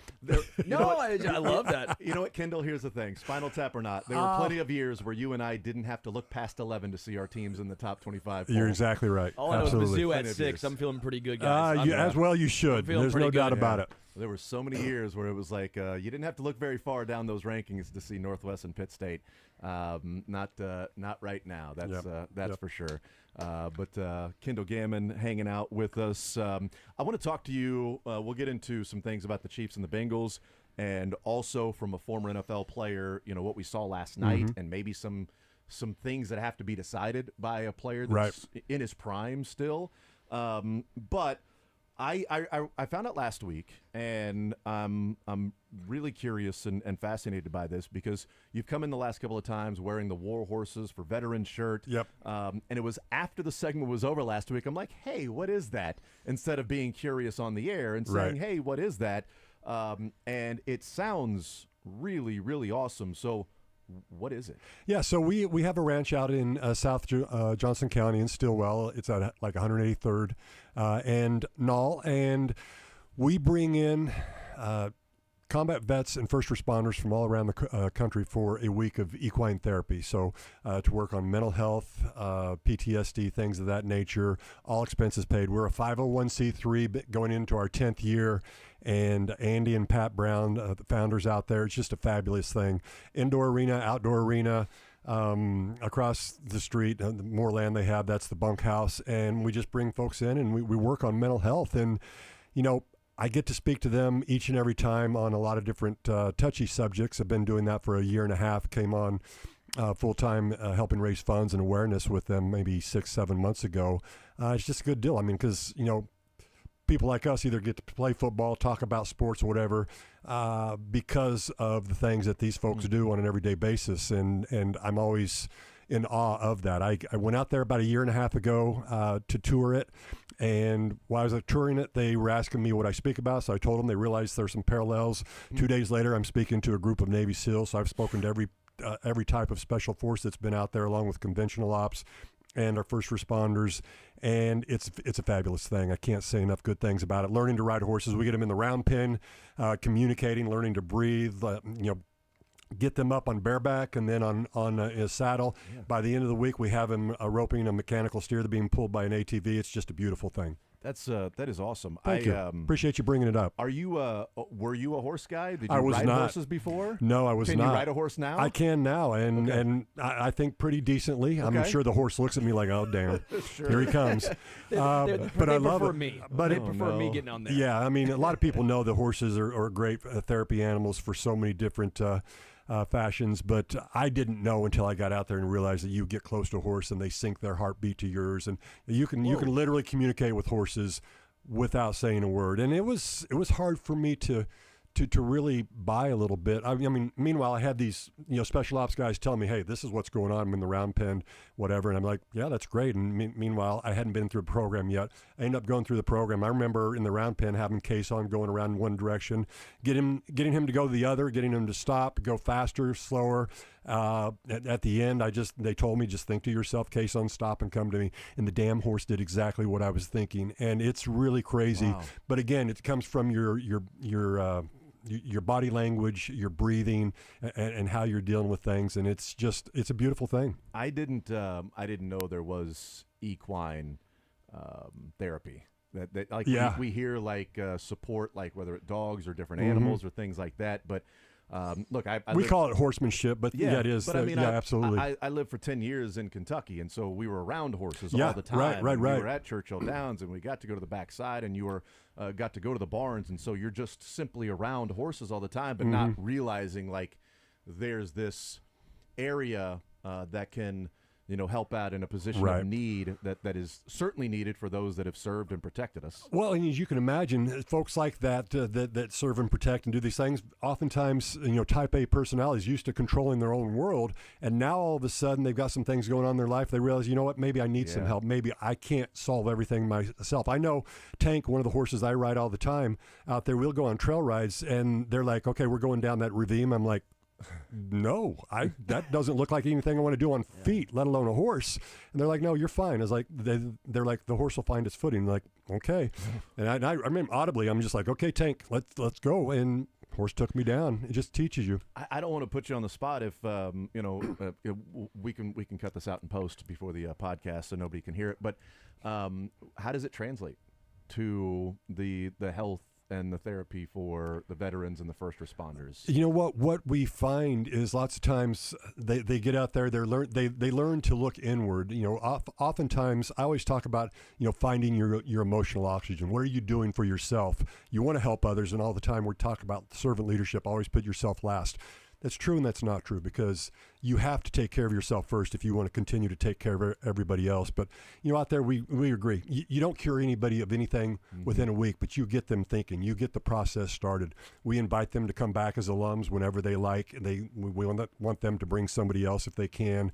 We have a long list, but you can go to whfv.org to find out more and apply for that. But again, we left to right, top to bottom with this nation, we have people all over the place. That's really cool. It is, and I appreciate you saying something. Yeah. It is a wonderful deal. Yeah, and it's really cool. It's not just people in the area. Like I'm reading through here, the travel, the lodging, the meals, everything is taken care of. Yeah, and we have a lot of support from some private foundations here in town, and some that we have some ask in. Our biggest fundraiser is centered around the Kentucky Derby, naturally, because we have horses. So our indoor arena, which is climate controlled, Tom Watson donates his wood floor. We put it in there. We get lights. We get 2 big screens. We have 400 people in there a year for this big party and the fundraiser, and it's just a fabulous thing, and awesome. It is wonderful. That is good, and the whole get up, right? The dressing, all to the nines, the derby hats and everything, or the crazy stuff. Yeah, all that stuff. Of course, this year it was May the 4th, so you had that also. So our thing was May the horse be with you, and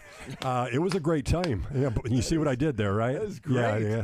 I want to blend in here with you guys. Yes, no, I'm not a Star Wars guy, so that's the opposite, man. I can't say anything to him. He's gonna kick my ass if I go Biggie. Like I can't say anything to Kendall. Right. I'm not a Star Wars guy either, but I am a Derby guy. Yeah. So I do absolutely. Love the Derby. We dress up every year. Big Derby guy. Yeah, exactly. Right. Big Derby guy. Not as much Star Wars. Big Derby guy. You got the wardrobe to be a Derby guy. Oh yeah. You've got the top hats. You got the bow ties. Suit. Oh yeah. 100%. Big time. Yeah, that's just what you wear on Tuesdays. Like there you go. We're talking, and I about, appreciate that. Yeah, dressing up. The first Saturday in May every year. Well, it's Seersucker Saturday.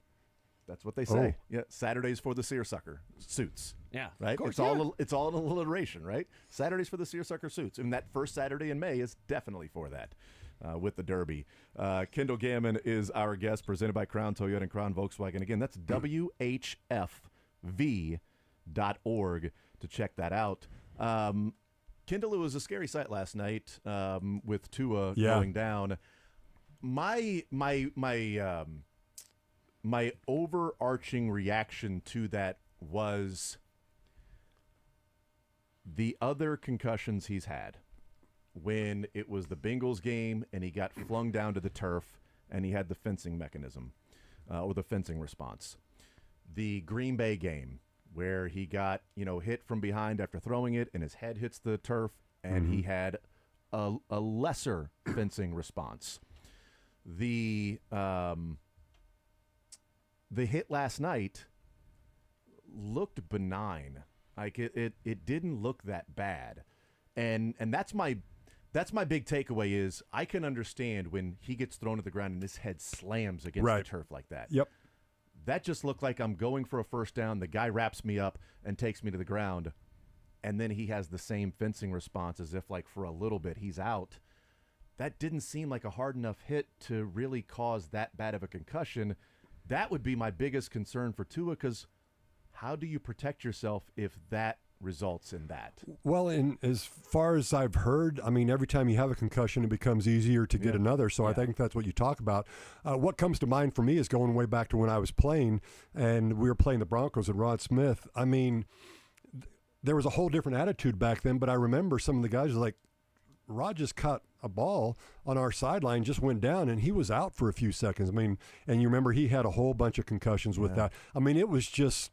It was kind of laughed off that he would get hit, he would multiple pass out, then get back up, keep going, and fortunately the NFL and everything going on is trying to take better care of that. But to this particular instance, I mean, when you've had 3, 4, whatever it is now, I mean, that's bad. Trent Green was right in front of me when that happened the first time in Kansas City, and I saw that, and it was rough. And I even saw him, in the hospital later that night, and man, it's real. I mean, and of course for him it was like a car crash. But what you're getting at is the fact is this was just like a bicycle wreck or less, or falling off a wagon. Yet he still got a concussion. Yeah.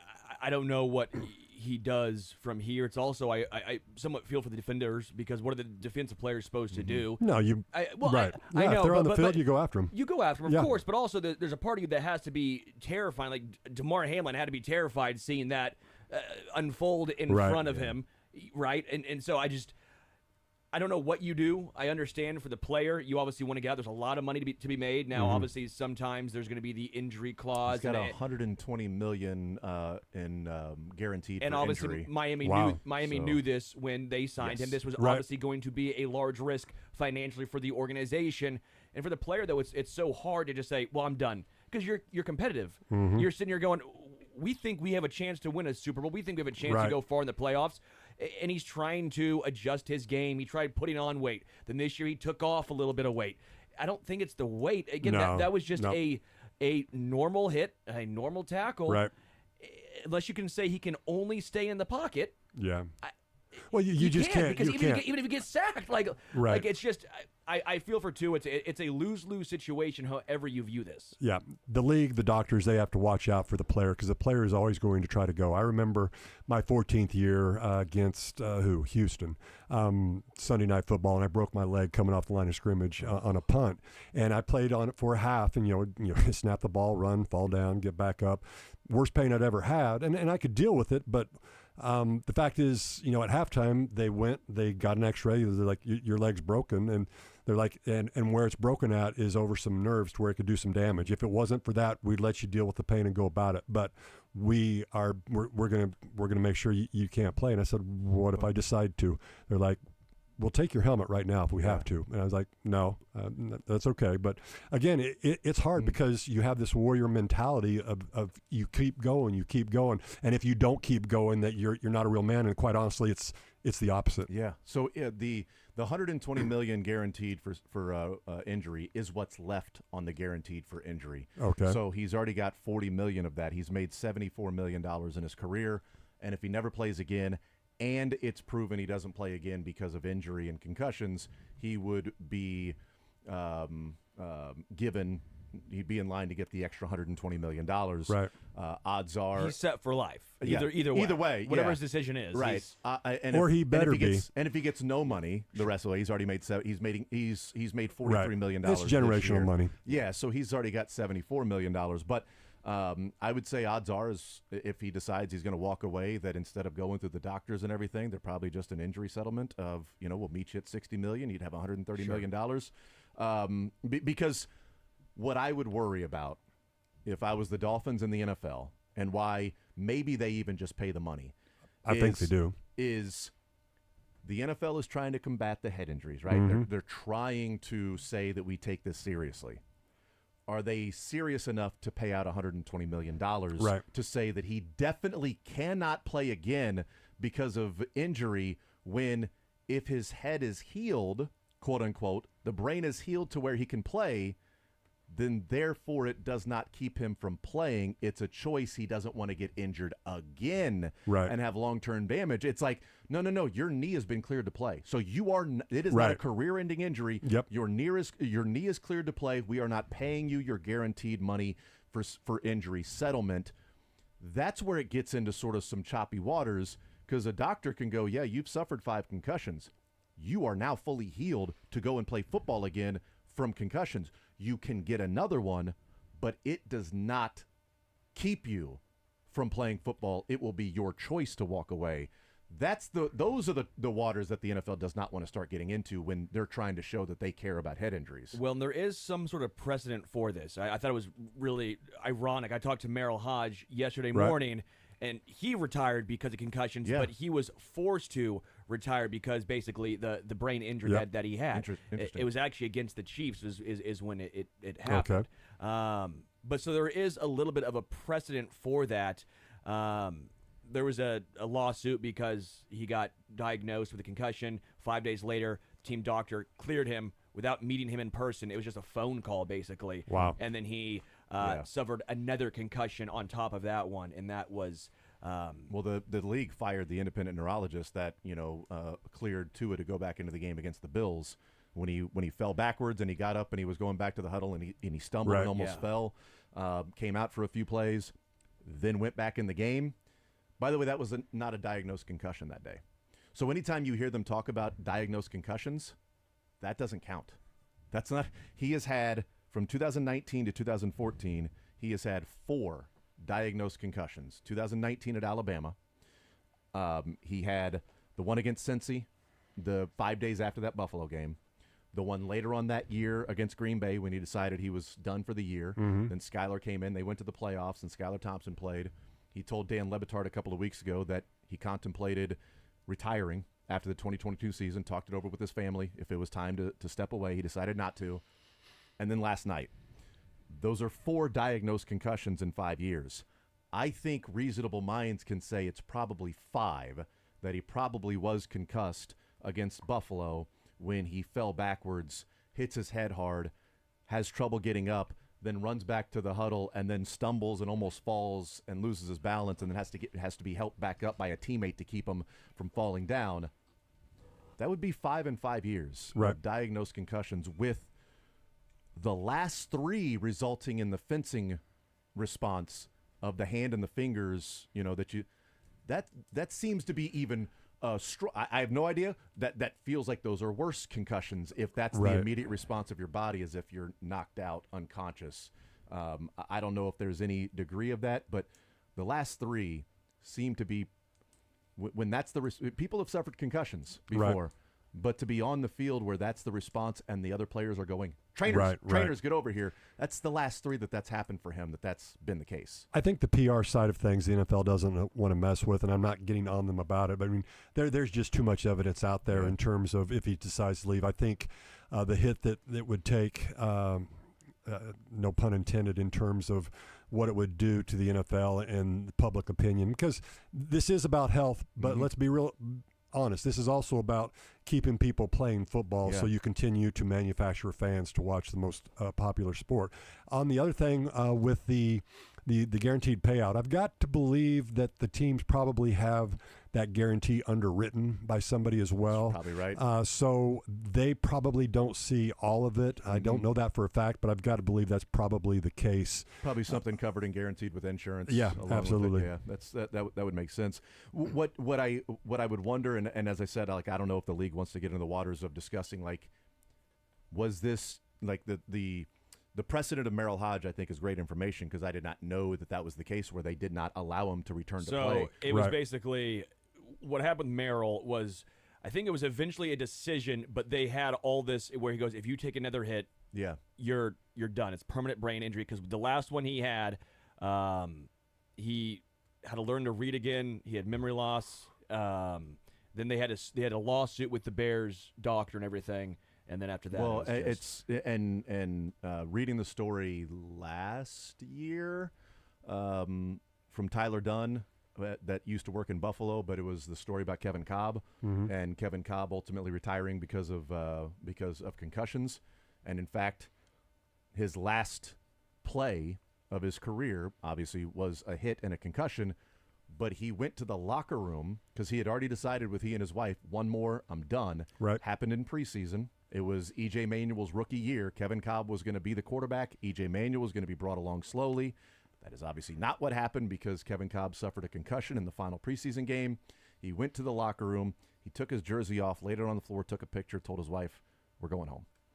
It's over. My career is done, because he knew at that point it was another concussion. Right. And his third one, that was his fourth one, but like his third one was really, really bad to the point it took him 8 months to recover from his third one.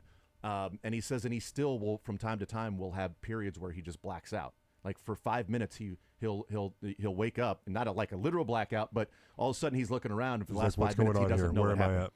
It's happened when he's been driving his daughter to school. Wow. Kevin Kolb. And so that's what like he's scared about. But the story he was telling was, this was before the NFL was really serious about head injuries. He was trying to get an injury settlement, trying to get benefits post-career from the NFL to deal with the head injury. And he said he would go to doctors, and the doctors would ask him, did you fly here? Because he would tell them how he was feeling. Doctors say, well, did you fly here? Yes. Well, that's probably the effects of you in the air and flying. Oh, man. And if you were, and apparently it was known among a lot of different players that was the tack they would take. So then the next time he drove there, it was an 8-hour drive. And the doctor said, if you can drive 8 hours, you're fine. Oh, my goodness. And also well known, like they were just coming up with reasons. It doesn't surprise me because back then it was a very concerted effort to not do this. Now the NFL has made great improvements. There's no doubt about that. But it was rough back, because I was a PA rep 10 of my 15 years, and involved in the business side of things, and there were some things going on that just wasn't great. It was it really wasn't until I think public opinion forced the NFL to push some things a little bit. Now, granted, to their side, I mean, you're talking about head injuries and everything. If you're going to open up that can of worms, which you need to, but if you do, and when you do, now all of a sudden you've got all kinds of potential liability just going back as far as you can mention, and that's a scary thing for the owners as well. Yeah. I don't think we'll get to a point to where they will have doctors working on their side to say, regardless of how you got here, it is an excuse to say that you don't deserve these benefits because you are then fine. If you can drive 8 hours, you're fine. If you flew here, your head's probably messed up right now because of flying. You were at that altitude. Kevin Kolb still, when he's in a room, wears sunglasses. So when he goes into a room with lights, he's wearing sunglasses. This is 10 years later since he had his last concussion. These are long lasting. And he talked about he's got 3 daughters, and he's like, it's a cool story because it's like, a little bit like the war horses for veterans. Like, it took him a while to get over the PTSD and the trauma to then live his life as a person and not a football player. And now sort of the story of him coming to grips with, he's like, look, I don't know if one day this is going to happen. I have no idea. His aunt died of early onset dementia, so it's already in his family. Right. And he's like, I have no idea. But I'm 38 right now, and I've got 3 daughters, and today I am loving my daughters and living life, and I don't know what's going to happen 10 years from now. But right now I've got to be me and live my life, whereas for 5 or 6 years after he retired, it was depression, suicide attempts, depression, anger, broken marriage, back to repairing marriage, spiritual journeys, like all of those things, which is not unlike a lot of players maybe journey after a long career is over, and maybe before they want it to be over. Right. Well, and just people in general, you're exactly right. But yeah, I mean, there's a lot of parallels. You brought up war horses. There's a lot of parallels between, the vets that come out there and even active duty, or even the first responders and football players in terms of doing something for a long time. Yeah. I always used to say football's not who I am, it's what I do. Yeah. I say it, unfortunately, I realized, it was a little bit of who I was, and I had to figure that out. And that's what a lot of people have to figure out. And when their profession is either taken from them or they can no longer perform, that messes with the mental side of things. And so this is part of that for sure. What's always hard, too, is with football, there's always going to be an inherent risk Right. of injury. There's no possible way Kevin to take. Cobb has said he would do it all over again, knowing Yeah, exactly what happened. And I would say the same He thing, said too. it- I'm 51% disabled. That's by a neutral third-party doc. San Antonio Spurs. I've got back issues. I know I have to have both hips replaced, right shoulder at some point in time, trying to put that off as long as possible. That being said, wouldn't do anything differently. Yeah, that's what he said. 10 years later, still suffering from the symptoms of the concussion, said if he knew everything he does right now, he'd still do it again. Right. Just do it exactly the same. Well, obviously, part of it's the monetary value of the earning potential. Right. That's a big issue. Little more for or Kevin Cobb big than part. Kendall. Sure, Yeah. sure. A little, but still, It that hurts. Kevin- It hurts, but it's true. Yeah, Kevin Cobb had the huge contract with the Cardinals that he signed that helped him out. But at least what you have now is you have more information. You at least have the players who That's can true. have Yes. a choice to make, right? Yeah. To an extent where at least they have the information of Right. if I do this, then this could happen. Back in the day, it was just rub some dirt on it. You didn't really know the issue. Well, it's not only that. It was not only just rub some dirt. You're exactly right. But it was you were literally almost looked down upon, or you that's what I was gonna say. joke about it like, oh, he got his bell rung. I'm guilty of saying that. In some point in my life or myself, I can remember a couple different times in my career. Number one, getting up and just seeing stars, and not knowing what the hell's going on. Another time, I remember getting up and going towards, it was in San Diego, going towards the wrong side of the field. Several steps before I was like, whoops, wrong way, Kendall. That all being said out loud too. I mean, it happens. Yeah, and that was the point I was going to make is like not only is it viewed differently now, but like from the players, Right. you didn't say that because you were looked down upon. Right. It was an excuse. Yeah, Okay, it has well, changed though. I believe there's some old school people out there still that But, I mean, probably are it's- that way, but in the most part, it's They changed. used to have a segment for the biggest hits of the week on Up. Exactly Jacked Up. right. Yeah. You remember Greg Lloyd? He got Absolutely. That's the one that I always see. jacked up. Absolutely. And now we can have Clyde Edwards-Helaire sit there for 20 minutes in front of a Right. podium talking about PTSD and his struggles with it, and we go, wow. Yeah. Very brave of him. Okay, now Agreed. some things make a little more sense, and it is great that we get to a point to where vulnerability is actually treated with the Right. vulnerability that it deserves, as opposed to that vulnerability is looked down upon. Definitely and was. everything. Yeah. Let's talk some Chiefs and Yeah. Bengals here for a little bit. It's just straight line speed. It doesn't mean anything. He just runs. He runs fast straight. Okay, Yes. like it's not like he runs fast in a circle. Yeah, it's like, Come on. you'll get your hands on him, Yeah. and not a big deal. I'm like, good luck with that. Yeah, luckily for the NFL, the goal line is not just straight ahead. Like you've got to take a right turn at Albuquerque, then you got to go up another yes. block, then you got to go back a little bit, then there's a roundabout Yep. that you got to go through before you actually get to the goal line. Is a number of years in the NFL. There's got to be something more than coincidence with the Chiefs being so good at starting in September and the first 2 weeks, and Mahomes being 5-1, 6-1. What year is this starting for Mahomes? On the first week of the Right. season, Andy Reid being so good the first month of the season, and Zach Taylor and the Bengals being Zach Taylor's 1-10. And Joe Burrow's 1-8 in the first 2 weeks of the season. That can't just be two coincidental things in the NFL, right? There's got to be something more tangible there. Whether somebody can find it, touch it, identify it, but there's got to be something more as a former player, right? I agree. I think it's Big Red, Andy Reid, and what he does. He's had the whole offseason to scout and go over things, and I think he's one of, if not the best preparation, especially when he has extra time. I know some folks who've been in his office in the past and have seen some things, and just, he always has plays written up on the board and different things, but when he has extra time, you would then, the person that was telling me about this, when he has extra time, he would notice that there's more plays than usual. They're drawn up in different colors, and now he's had more time to come up with formations, and instead of having maybe three plays off of one formation, he may have 6 or 7, things like that. But I think that the dude's a savant. I always say, he's playing 3D chess when others are playing checkers. It's just not fair. I loved the conversation I had yesterday with Matt Lane, and we were talking about different wrinkles, and then going back and looking that I didn't, recognize it at the time because I watch football with a different way than former players and scouts watch football. But to see the new wrinkle of the Chiefs sending a tight end in motion, and halfway across the line of scrimmage when they snap the ball, they run the other way. Mm-hmm. They run back the other way. So they're getting the defense to go in a certain flow, thinking this tight end's coming across, and then the ball is snapped. Is the tight end still going across? No, he's going back the other way. Right. It's that, corn dog motion for the wide receivers, only now they did it like 4 or 5 times with their tight ends in the game. And a number of those plays that were pointed out, it's like, dude, it's something like that. Like, I wouldn't have thought it. No, stop halfway and then go back the other way. Why? Why don't I just stay here and block? Well, because we're going to get the flow that way. Right. And now we're going to allow this guard to get out there and get the edge on that linebacker because he moved 1 foot to his right. And that essentially won a Super Bowl for him. I mean, it was at the wide receiver instead of the tight end, but it's things like that. And you saw Trey Smith still go to the left side to exactly right. still get the big boys up front going that way as the small dudes are going. It was just.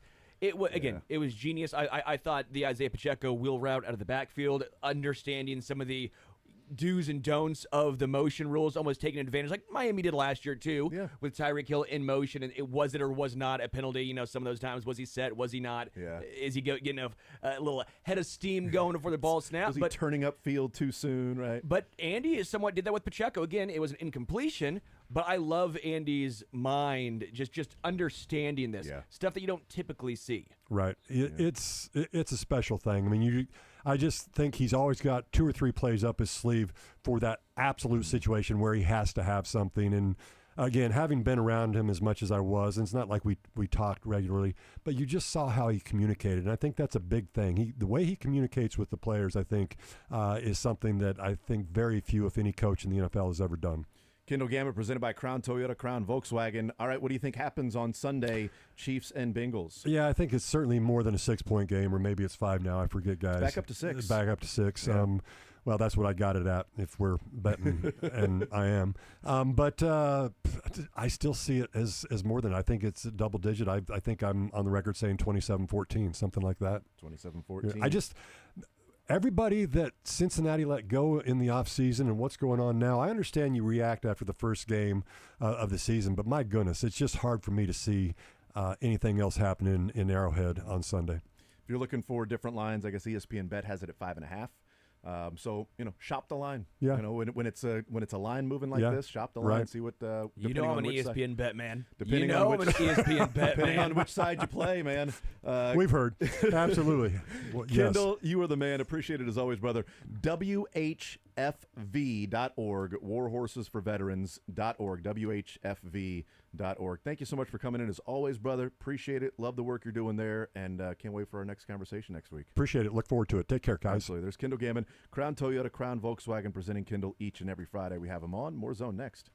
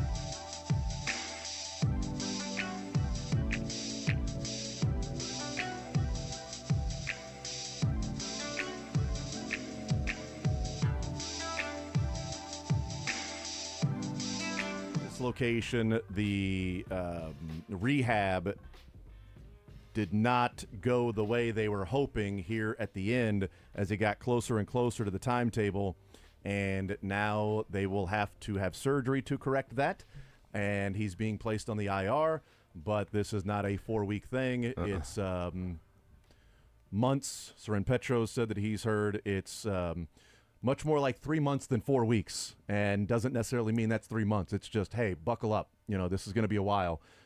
without Hollywood Brown. 3 months from now, by the way, would be the last 4 What's games our of the season. reaction? Is it kind of late to determine in this process that he needs surgery? Could they have bought themselves a few weeks had they made this decision earlier? I think they were going along and thinking just that it was kinda healing thinking it was okay. fine, yeah. And then as it got to the end, a centimeter here or there, as Andy Reid said on Wednesday, that all of a sudden it's just not the same. And now it's not where they want it to be. So And, won't be playing in the Bengals game.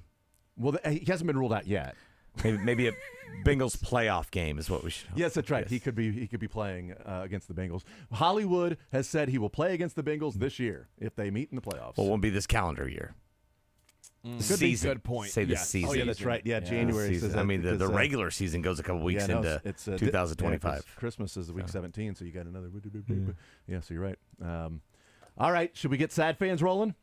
Yeah, of course, yeah. Mick, That's we're what bringing doing. back sad fans. Ravens, week 1, sad fans on Reddit. Is it narrated by Dylan or is it narrated by? About to find out. This guy here. Jason. Yeah, Let's go. I took the bull by the horns. All right, you know what? You mess with the bull, you get the horns. That's what the Ravens ran into. That's what the Bengals were running into as well.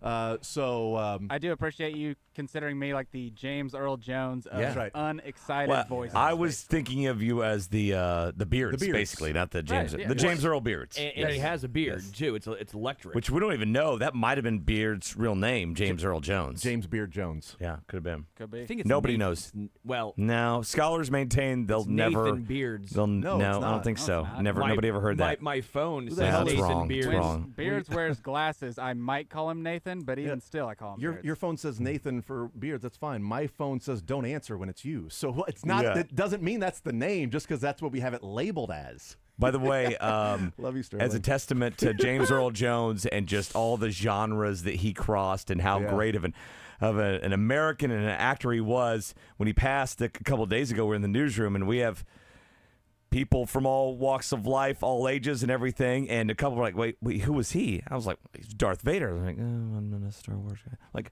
all right, Field of Dreams, right? Field of Dreams. Other people like, oh yeah, I remember Field of Dreams. I was like, I'm like, Sandlot? Oh, Sandlot! Yeah, I'm like, he's the blind guy in Sandlot. So George? just And he knew covered me. so many generations. We finally got to the younger crowd that knew him from Sandlot. I do have one Unbelievable. question. And then there the nerds are out there like, well, he's also the voice of CNN. Oh yeah, I know that voice. They hadn't heard Darth Vader's voice, or they literally didn't know who Darth Vader was. They probably Yes. knew who Darth Vader was, I but was they gonna couldn't say. place his voice, and that Okay. didn't do much for them. Yeah. All right. So we Yeah, got I'm not a Andy huge Reid fan coming of up Star at 1 Wars. o'clock. That's what I've heard. We will hear from Andy Reid. You said you're and the Noah opposite. Gray. Are you Star Trek? Star Trek then? Is that what you No, are? You guys just wanna do your own show? Any of the stars, I'm kind of out on, unless it's like Dancing with the Stars? Yeah, I could dance with some stars. What about Hollywood stars? What about Star Jones? Chris Jones? He's a star to me. Yeah, he so. is. No, I think you were reaching there. All right, sad fans on Reddit, Ravens edition. Without further ado, Dylan, go ahead and let's get some sad fans going. Same music. I love it. Gotta be. And now, things Ravens fans said on Reddit. You're playing this at your home, right? Yes. While you're voicing. I'm genuinely already tired of hearing about the Super Bowl three-peat. It's the first game of the season. So where the are their illegal formation calls? Hey, can someone give Ronnie one of those extra big helmets so he'll actually line up correctly next game? Oh, that's good. Could you please call it on the Chiefs then too? What the Tell him, Harbaugh. What is he doing? Kelsey's haircut makes him look like a drug addict begging for change on North Avenue. I think North Avenue's in Is it Baltimore. The Baltimore? refs, the Chiefs, Chris Collinsworth. The Chiefs are officially more annoying to me than the Patriots ever were. We've gotten there. We had 0 days between the Patriots and the Chiefs. Damn right. Jawan Taylor is lined up in the bleachers every play. No call. As a fan of the refs, I gotta say, this season's already off to an exciting start. I'm actually shocked Collinsworth can speak, given his mouth is so firmly planted on Mahomes' asshole. Breaking news. Kansas City Chiefs have signed a new 10-year, $550 million extension with the NFL referees. It's crazy to think that me and Rashad Bateman have the same stats. Only difference is he's sweaty and I'm not. I'm doing a shot for every penalty called against us. I will die from alcohol poisoning before halftime. Remember me! Man, I had to watch 20 years of manufactured shit with the Patriots. Now I gotta do it with the Chiefs? F this league. If our fullback had an alligator, he'd get called for illegal formation.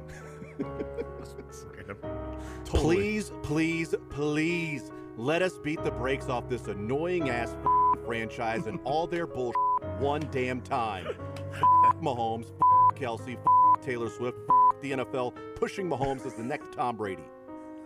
That was a good one. Good old home cooking refs for KC. The NFL. And now, the runner-up of things Ravens fans said on Reddit. It's a good group.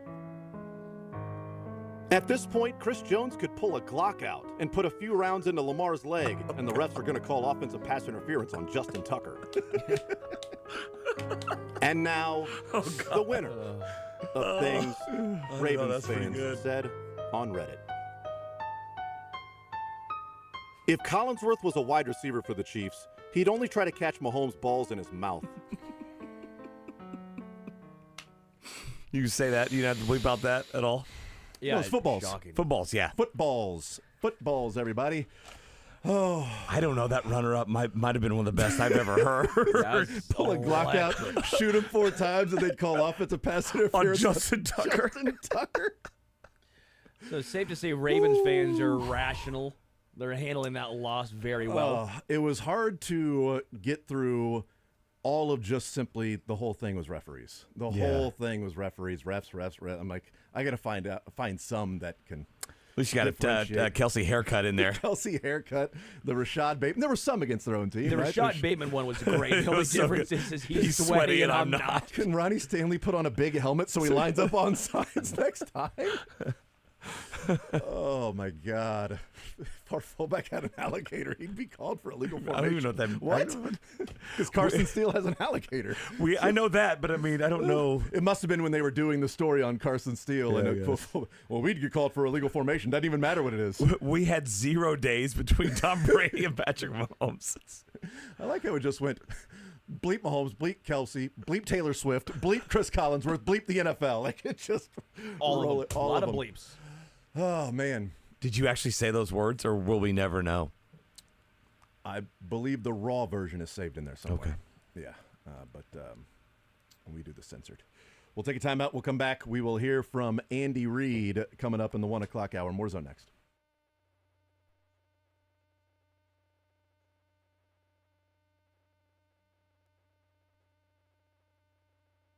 Hey everyone, it's Dylan Michaels, and if you haven't gotten into Greenlight Dispensary to check out their September pricing and deals, you need to today because they are celebrating that Kansas City's favorite football team was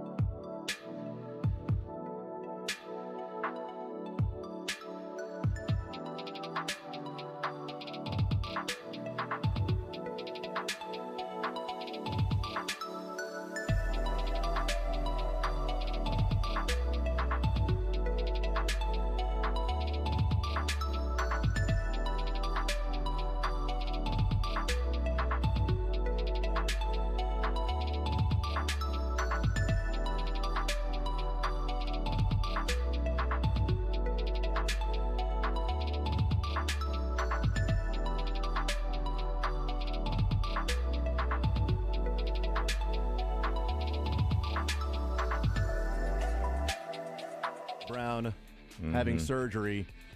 Andy Reid, this will be the third day he's talked this week and the third day he's talked about Hollywood Brown. It'll be the only time ever Hollywood Brown has slowed something down. That's right. That's typically he's very fast. Unless he just runs straight ahead, then it doesn't matter how fast. I'd say a car, though. He has to stop at some point. Yeah, I've never seen like Xavier Worthy move to his right or left at all. And for Cam Taylor-Britt especially, like he's never been beat by a receiver that just runs straight down the field for like, I don't know, 67 yards. Never. I can't remember any against Rashee Rice games in the last, few days at least. Certainly not somebody that's as fast as Rashee Rice is. No. That's different. That guy ran like a 4.1. Didn't Rashee Rice set the record? If the record was like 4.6, then yes, he did. That was my record.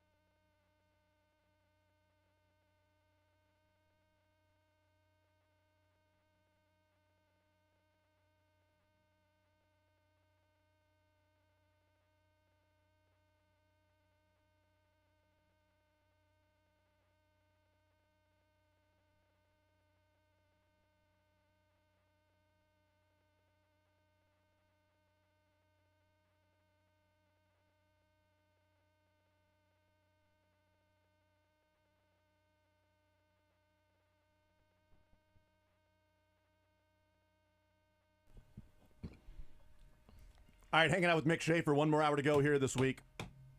Andy Reid will be at the podium here very shortly. I believe he's actually walking into the room right now. So here is Andy Reid. Just about Hollywood's situation, so you guys have what you need there. And then he'll also just quickly address the Kyle Van Noy situation, just so you guys are clear on that too.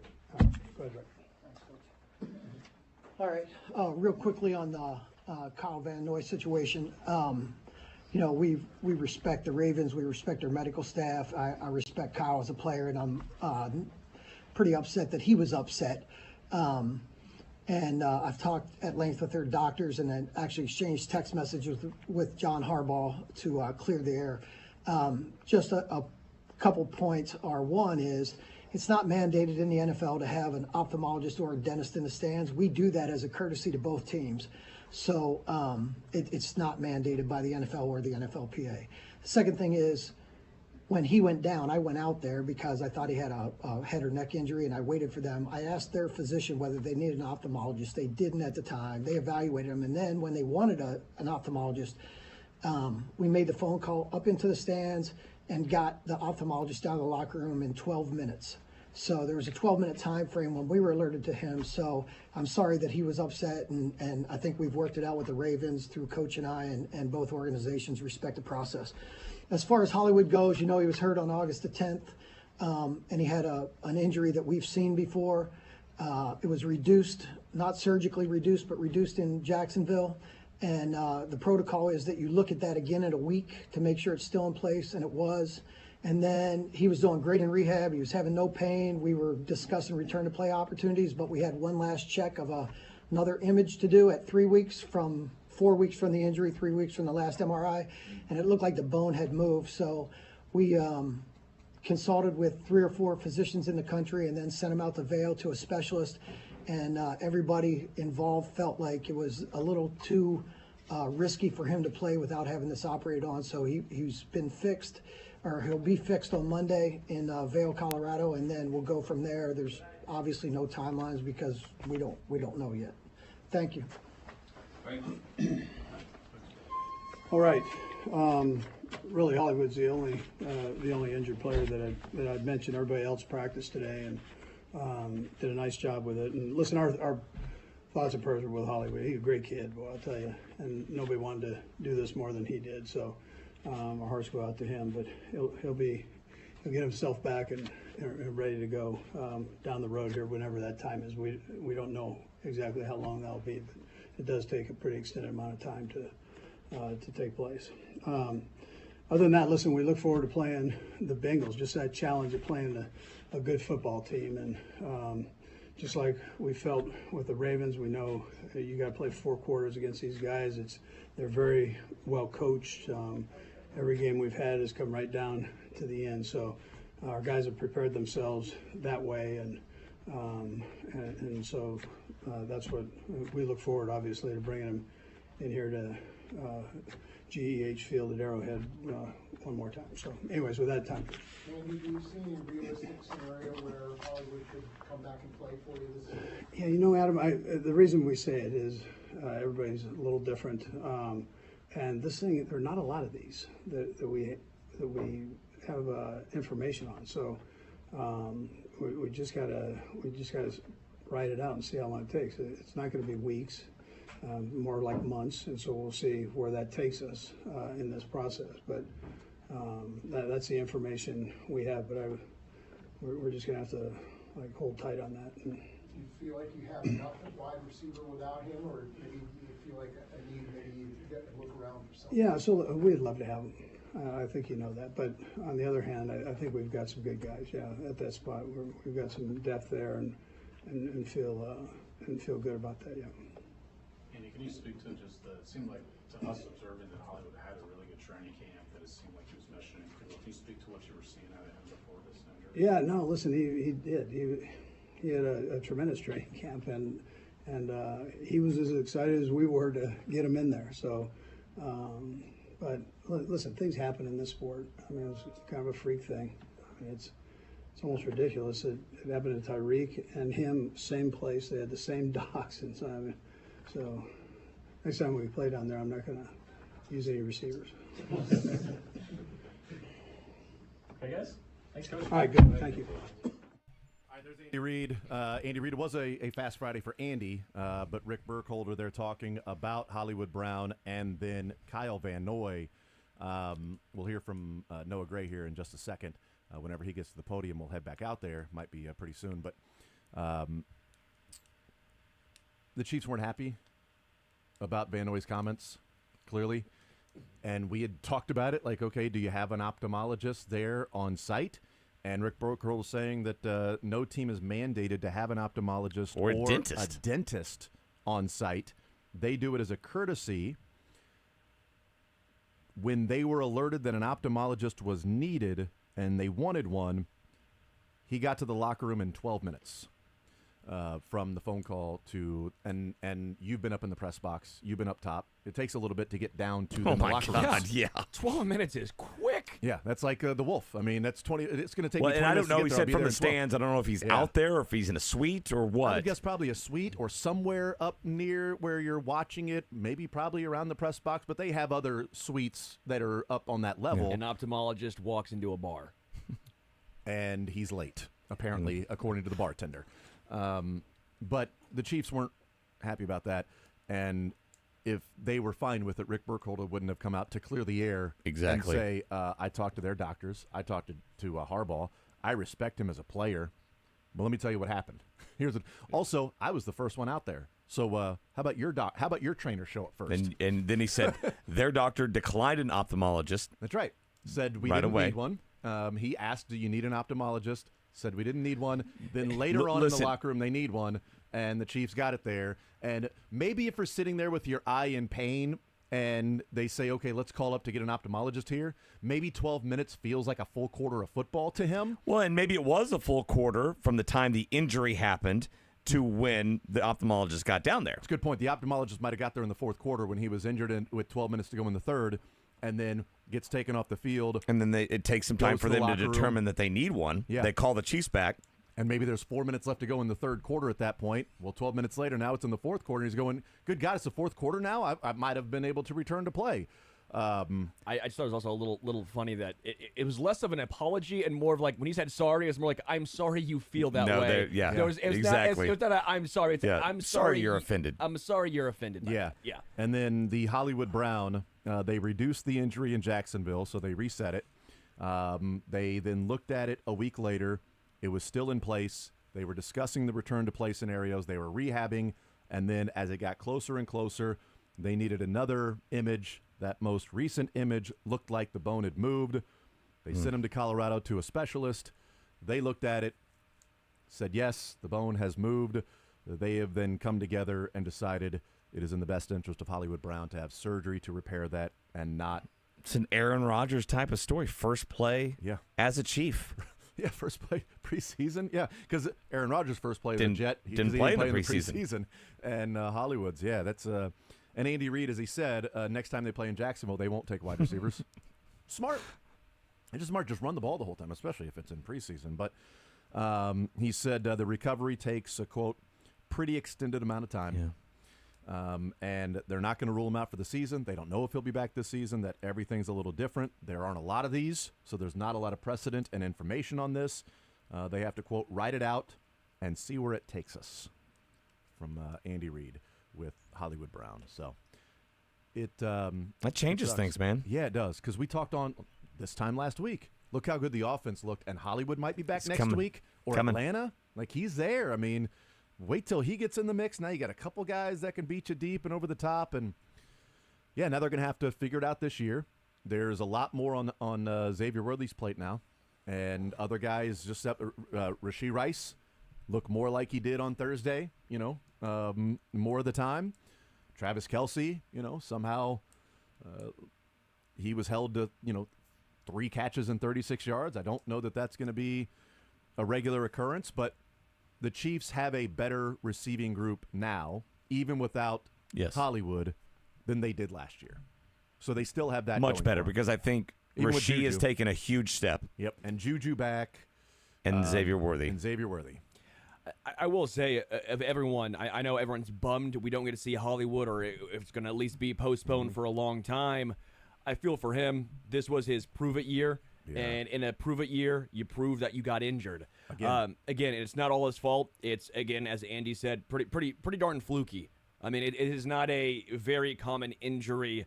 And what does that mean for him and his contract and what happens going forward? I do feel for Hollywood, the player and the guy, because this is a tough situation for him to be in here. And it looked like, he was, and Sam asked the question to Andy there in the press conference of like, hey, it looked like he was having a good training camp. And he was like, he was. Yeah. He's having a really good training camp. And, it looked like he was a number one receiver. Like he was becoming a number one target for Patrick Mahomes. And imagine if you have 3 different number one targets of Hollywood and Rashee Rice and Travis Kelce that Mahomes can go to at any time. And you're not just saying, which I think the Ravens did last Thursday, of, all right, we lost in the AFC Championship game.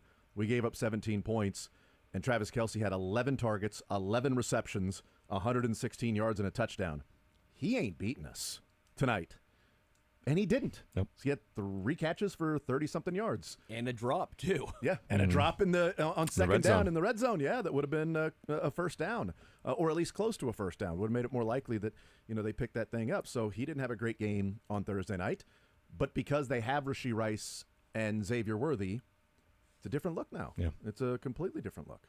No, it is. And I think can still be a much higher powered offense than we saw a year ago, but it's I'm getting like Pasquantino vibes here. Like, oh, you know what? They need to go win the whole thing to make sure they get him back, right? Make a run to make sure they get him back. Yeah. I mean, if they can just get to if the Chiefs can get to the ALCS, I trust the Chiefs more than the Royals on that. If the Chiefs can get to the American League Championship Series, then Vinny Pasquantino can return to wide receiver. The question is, can the Royals get that far so that Hollywood can play right field? Can I give you some confidence on why the Royals should do it? I think I got that right. Yes. Will Smith has won 3 straight World Series. Will Smith, the pitcher, of course. He needs to come. He's on the IL, but he's right? Still he the needs to come back. organization. Yes, he needs to come back. I'm just saying. Just put him in the dugout. Agreed. Just throw put him in the bullpen. Don't have to pitch him. Just low leverage situations. Have him wear the slugger. Clearly a vibes guy. It's a vibe guy. He's a vibe guy. Yeah. No, I'm with that. Have him put on the slugger costume. We believed in the just stupid be around it. rally mantis. This has more cred than the rally mantis. 1738. My God, really? How long has it been that you forgot that? 3 years. The rally 1738, 1735. 3 years of it. Will Smith, just bring him. Have him throw out the first pitch every game, because that's the only time he should be pitching in the postseason. So this does mean that Hollywood Brown would be available to be the Grand Marshal at the Hollywood Casino 400 here in a couple weeks. Absolutely, he would definitely be available, and he should get him out there. He should be. Hollywood starting Hollywood. That's right. Because I think the Chiefs are on the road that week. Isn't it the Marquise Casino 400? That's exactly what it is, but the nickname is Hollywood. Yeah. I actually want them to call it the. That's their LLC. The Marquise. Marquise Casino 400 here at Kansas Speedway. And how about this? In the pace car, that is right. That is Hollywood Brown. Everybody wave. Left arm Hollywood. Everybody wave to Hollywood Brown. That would be dumb, though, if for the Hollywood Casino 400, they bring Hollywood Brown out and they introduce him as Marquise Brown. Wait, we brought him all this way? I've seen worse PR things. Brought him all this way? You're calling him Marquise? I don't think they would do that, but I have seen some worse. What, does he have a nickname or something? What's that? Does he have a nickname or something? It's funny. We actually had a conversation about this in the newsroom, because in TV, I guess we have a few guidelines, and I'm like, okay.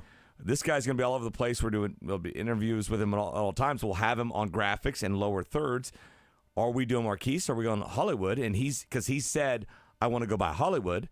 And we decided we're just going to call him Hollywood Brown. We're not going to do quotations around it. Yeah. That's what he wants to be known by. Great. We're doing that. So we've had that actual conversation. That's what we do here. We had the conversation of do we care if it's Hollywood or Marquise? And we said no. So we just went ahead and just called him whatever we want. Well, it's easier to say because we learned with MVS there's a big difference between maybe Keese and Queese and Quez and Kez. Right? What about Anthony?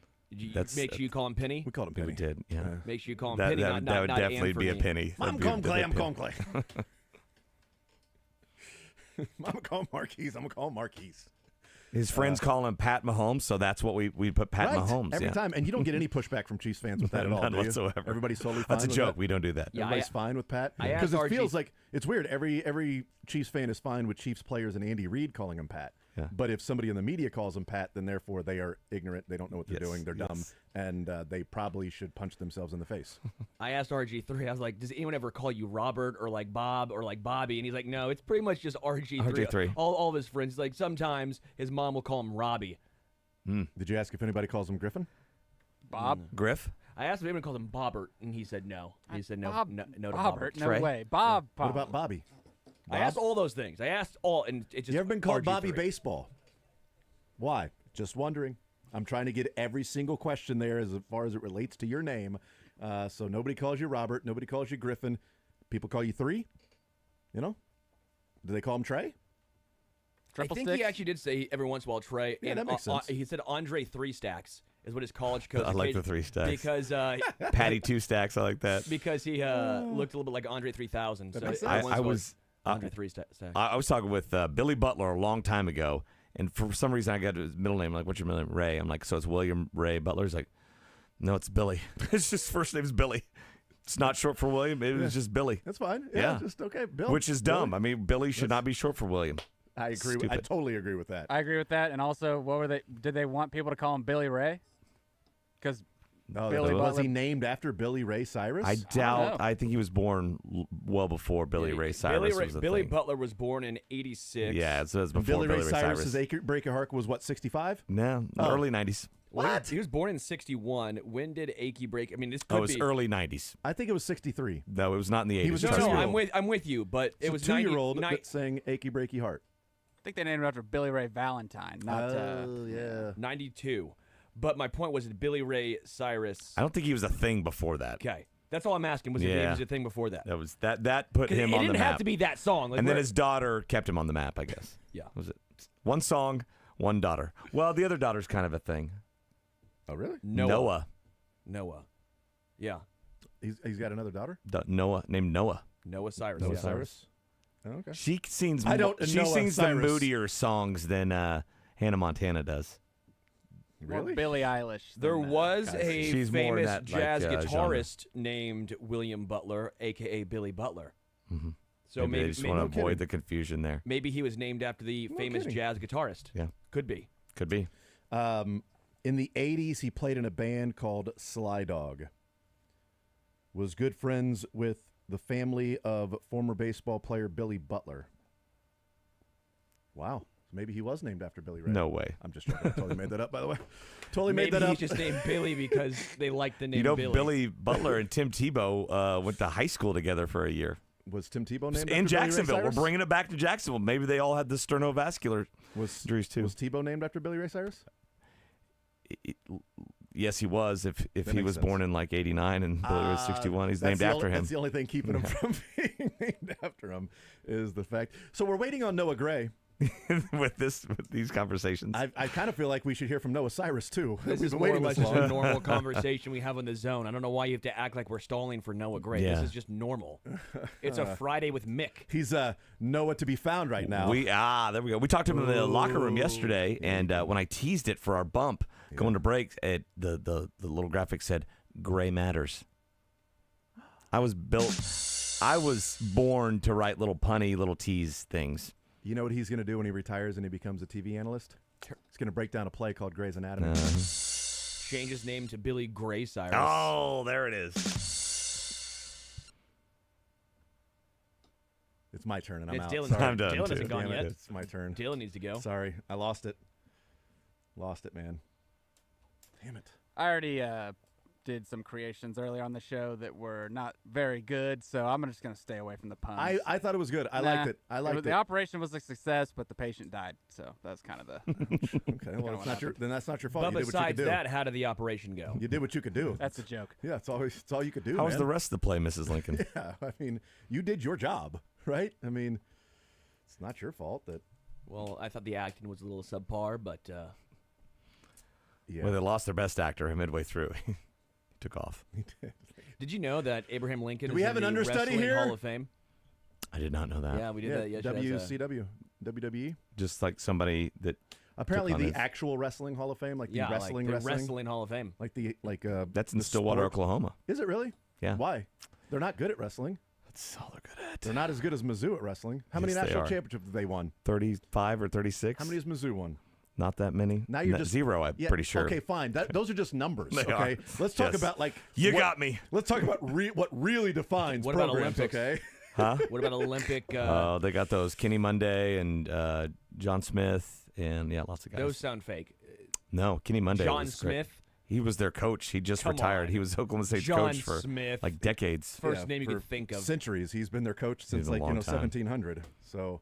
I mean, okay, great. Oh, Olympic medalists, national Daniel championships. Cormier was Yeah. Oh, okay. I don't You know got that. one. I don't know that national championships and Olympic medalists is what makes a program. It's more about the locker room culture. Thank you. Yes. They've built the look. Clemson. Which wrestling culture and locker room had the most MRSA? Really, that tells you how close they've been. That's a great point. That It's a good point. Then you're really. if you know close. much MRSA, you guys aren't close enough. Yep, that was Mizzou. Take that, Oklahoma State. Not sure. By the way, here's Noah Gray. Thank God. I think they took care of it all last week. So Pretty quick. very quickly, yeah. Do you feel like there's any part of your game that has made significant improvements over the last year or so? Yeah, I mean, I think every aspect, and I'm still growing and learning and getting better. I don't think anyone's perfect. You know, there's a lot of areas that we always have to work and improve on. But, you know, being more immersed in this offense, learn under Pat, Kels, all these other guys I've been fortunate enough to play with, you know, really hats off to every single one of my teammates these past 3 years. It's, you know, really a huge reason, you know, why we've been so successful is just the camaraderie in the locker room, and it's just really cool to be around such a great group of guys. Before the contract talk came up, were you thinking maybe you're going to have to move on at the end of the year, or what were your thoughts about the future here? Honestly, I mean, we were just kind of taking it day by day, not trying to look too far ahead. So I knew I was playing in Kansas City this year, and I was looking forward to it. Fred Beach said before the season that Chiefs were planning on using you more in the offense and maybe taking away a few special team snaps. Is that something that they discussed with you, or what was your kind of interpretation of what he was saying? No, I mean, I'm just out here having fun with my boys. Whatever my coaches need me to do, I'm willing to do it. You know, I give huge credit to Coach Tobe over the past 3 years, putting me in positions to be successful. You know, Coach Tom and all the other coaches we have, you know, so whatever they need me to do is what I do, and I have a ton of fun doing it.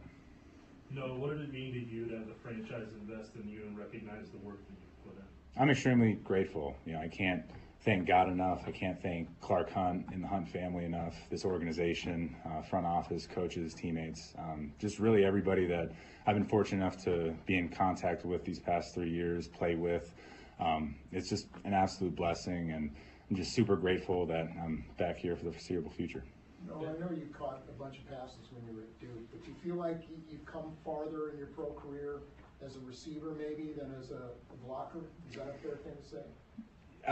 Yeah. You know, Duke was a lot of fun, and the NFL was a completely different game. You know, it is a lot different. You know, there's a lot of aspects of my game that I need to work on, and especially here in Kansas City. I mean, we throw the ball a lot, so you know, practicing, going out there, working with Pat and those other guys on the route concepts and staying in tune with that and progressing in that as my career has gone on has been super important.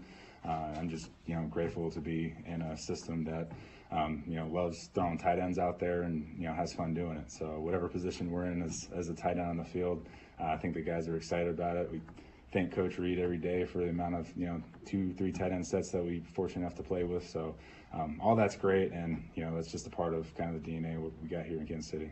Let's do a few more, guys. Yeah, and I know your teammate Hollywood is going to be dealing with surgery and an injury and everything. Over the years of playing football, if you've had an injury, what's been the toughest part mentally to kind of have to work through to get back on the field? Yeah, I mean, it's tough, but, you know, we just, you know, I pray to God, and, you know, you just keep working the hardest that you can with the trainers, and you just go through the process that they expect you to go through. Hey, I understand you've done a lot of community service work this off-season. Just curious about what you've been doing off the field.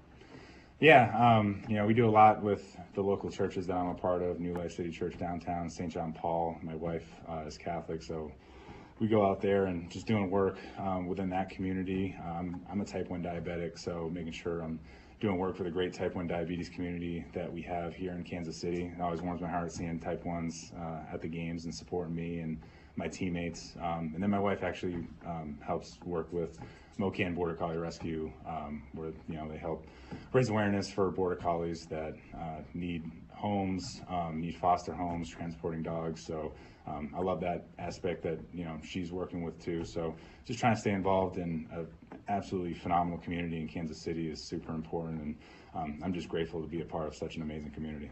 Let's go this one. No, I realize it's early in the season, but Cincinnati, you guys have seen them so much over the last few years. Do they offer anything sort of different? Does it get you a little bit more hyped up?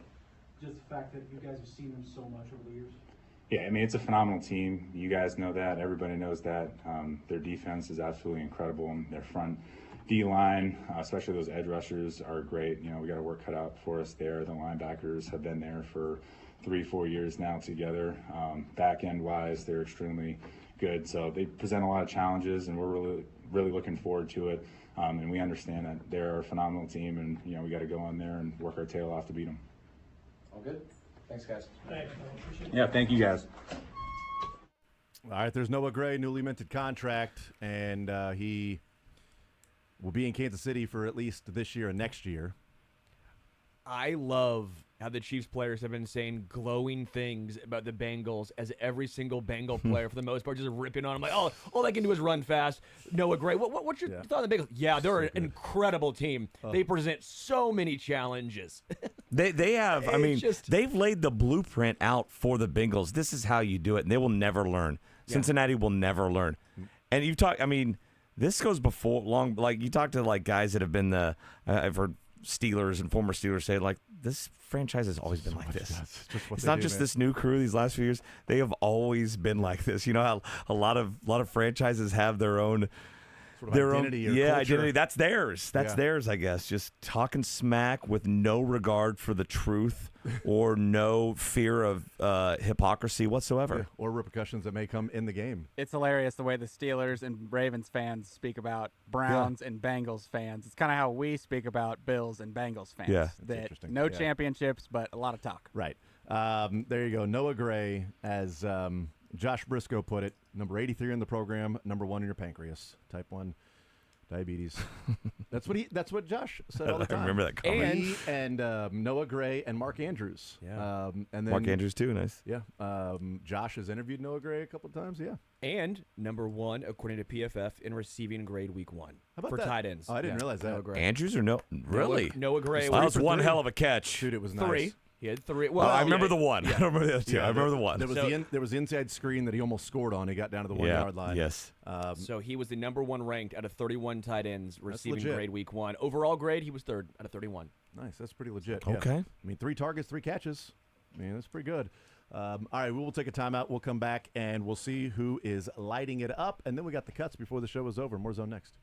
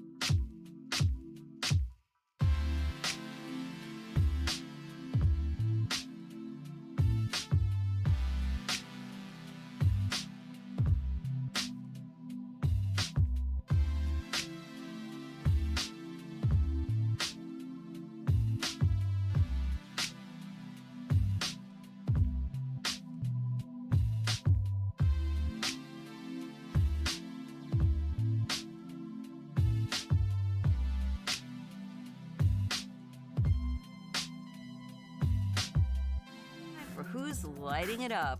Brought to you by Greenlight Dispensary, Kansas City's #1 trusted source for all cannabis products. Try their new AI Bud Tender to help you shop their huge menu online. Visit greenlightdispensary.com for more info.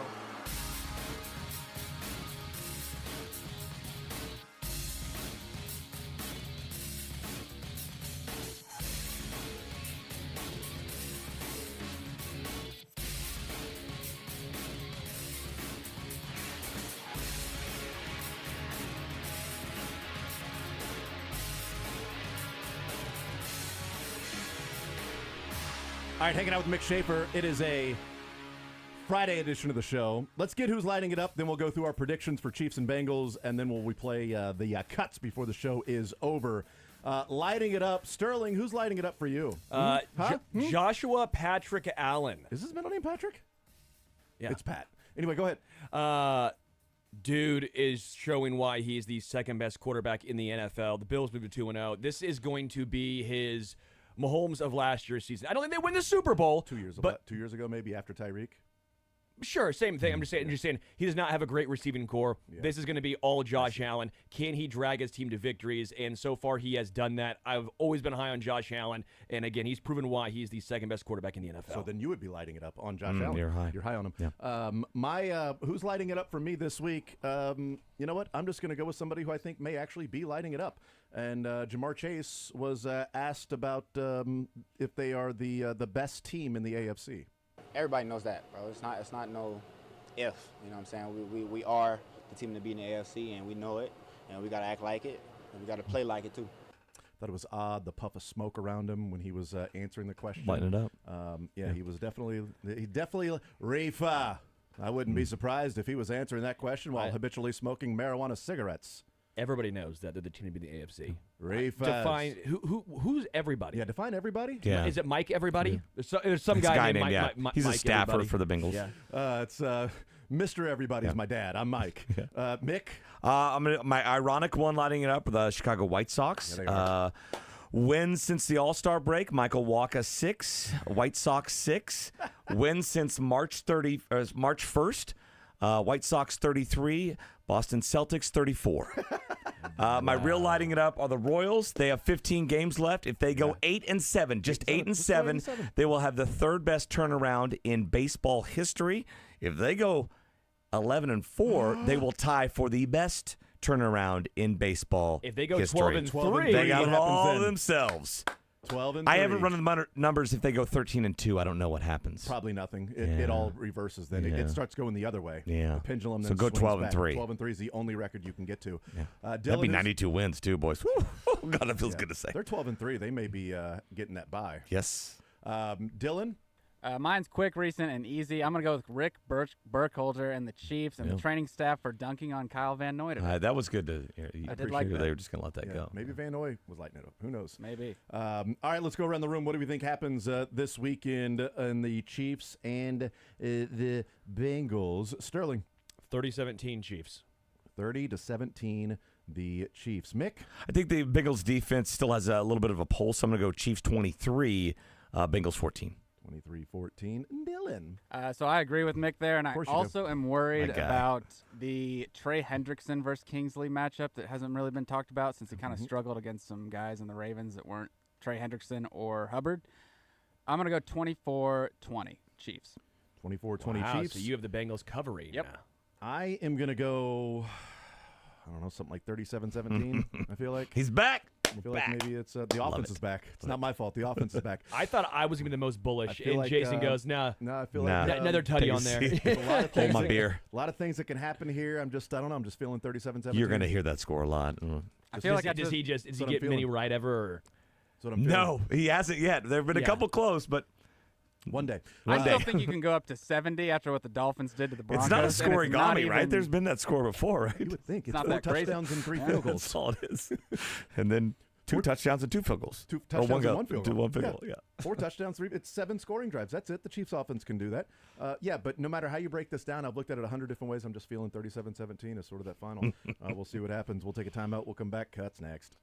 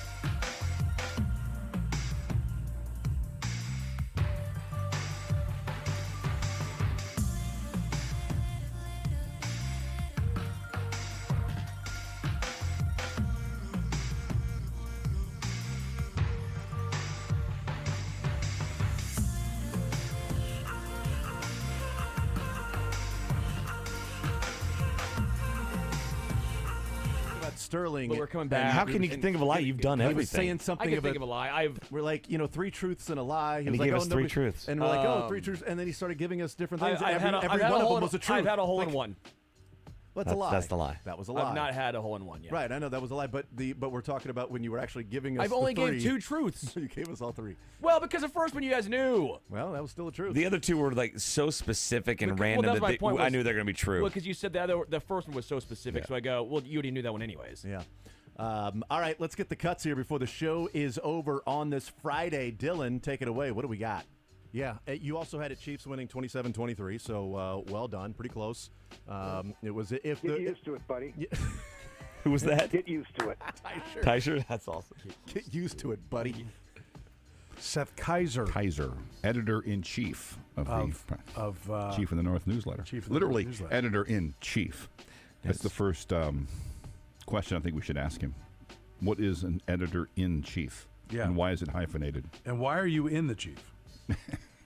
And does the chief mind? That's a great question. It's not editor and chief. It's editor-in-chief. Editor-in-chief. It's a great question. I would love to know the answer to it. I hope they get to the bottom of it. You talk to the chief, not just the editor. That's right. At Derek Chiefs Digest 41 is the Mike podcast. Go get some sleep, Matt, please. I demand it of you. I order you to go sleep.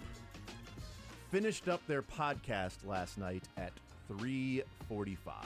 It's a grinder. And then in here, he lives up north, lives in Liberty. And then in here at 11 o'clock in the morning. So, yeah. And he got here early. Yeah, and he got here early just to hang out It for was some reason. Not 10:43. Sure. Yeah. Kendall, what time did you go to bed last night? You know what? Before then. I'll take him at his Yeah. word. All right, go UDFA yourself or Chiefs openers. I'll DFA myself. That's great. Well, I mean, whatever. It's an undrafted free agent. Anyway, go ahead, Dill. We got the coal train going. Woo! I love Butler. Oh, Rexy. What does nature worthy bring to this KC offense that you guys need to be prepared for? That's about it. He can run straight. Run jet sweeps and just run straight. He can't do too much else, so that's about it. Feel like you put your hands on him. He's only 100-something pounds, so if you put hands on him, you'll stop the speed. So basically, get hands on him. Yeah, just get hands on the guy that runs the 4.2. No big deal. Just get hands on him. Remember how upset they got about like Reed saying he could cover the tight end? Oh my God, they got so mad. They're so mad. We are thrilled to welcome in a 6-time first team. Yes, All sir. NFL selection. A Six Super Bowl times? champion. 6 times. 6 times. Future gold jacket wearer. You got a podcast that apparently is doing fairly well. And all that said, Jason Kelsey is wearing a shirt he got at the mall because he left his travel bag in the truck. Left the bag in the truck. My fits my belly now. I've lost a little bit of weight, but my tits are still struggling. Hey, the fact that a Hall of Fame center can shop at Lululemon, that's big, man. That's a big accomplishment. Great debut. Great first 45 seconds on the air for Jason Kelsey at ESPN. Aware of something, a contract deal, a this or that deal, that you never pay attention to as a coordinator, just to prepare him for this is life as a head coach. And Dion, sure, he was a head coach at a tiny, school in Jackson State. He never got versed into, he never got to dip his toe in, or his lack of toes, in what it is to be a major head coach. I didn't know where he was going with that. Yeah, wow. Oh, man. Trevetta. If you don't move it, you're going to lose it. Is it true that if you don't use it, you lose it? It's not a real question. It's not Matt. It's not a Matt. I can tell you that much. Oh, It's not a Matt. All right, very good. You got that one, Dylan? I didn't even know he cussed. You didn't. Oh, I was listening. Sports or leisure, what side do you want to start with? Well, let's just go ahead and break the win streak. Appreciate it. Be self-aware. I don't think the Chiefs will be breaking the win streak, and I don't think the Bengals will be breaking their losing streak. In the No, first but couple weeks of the 1-11 season. in Zach Taylor's first 2 weeks. And Is that good? It's better than 0-12. That's a great point.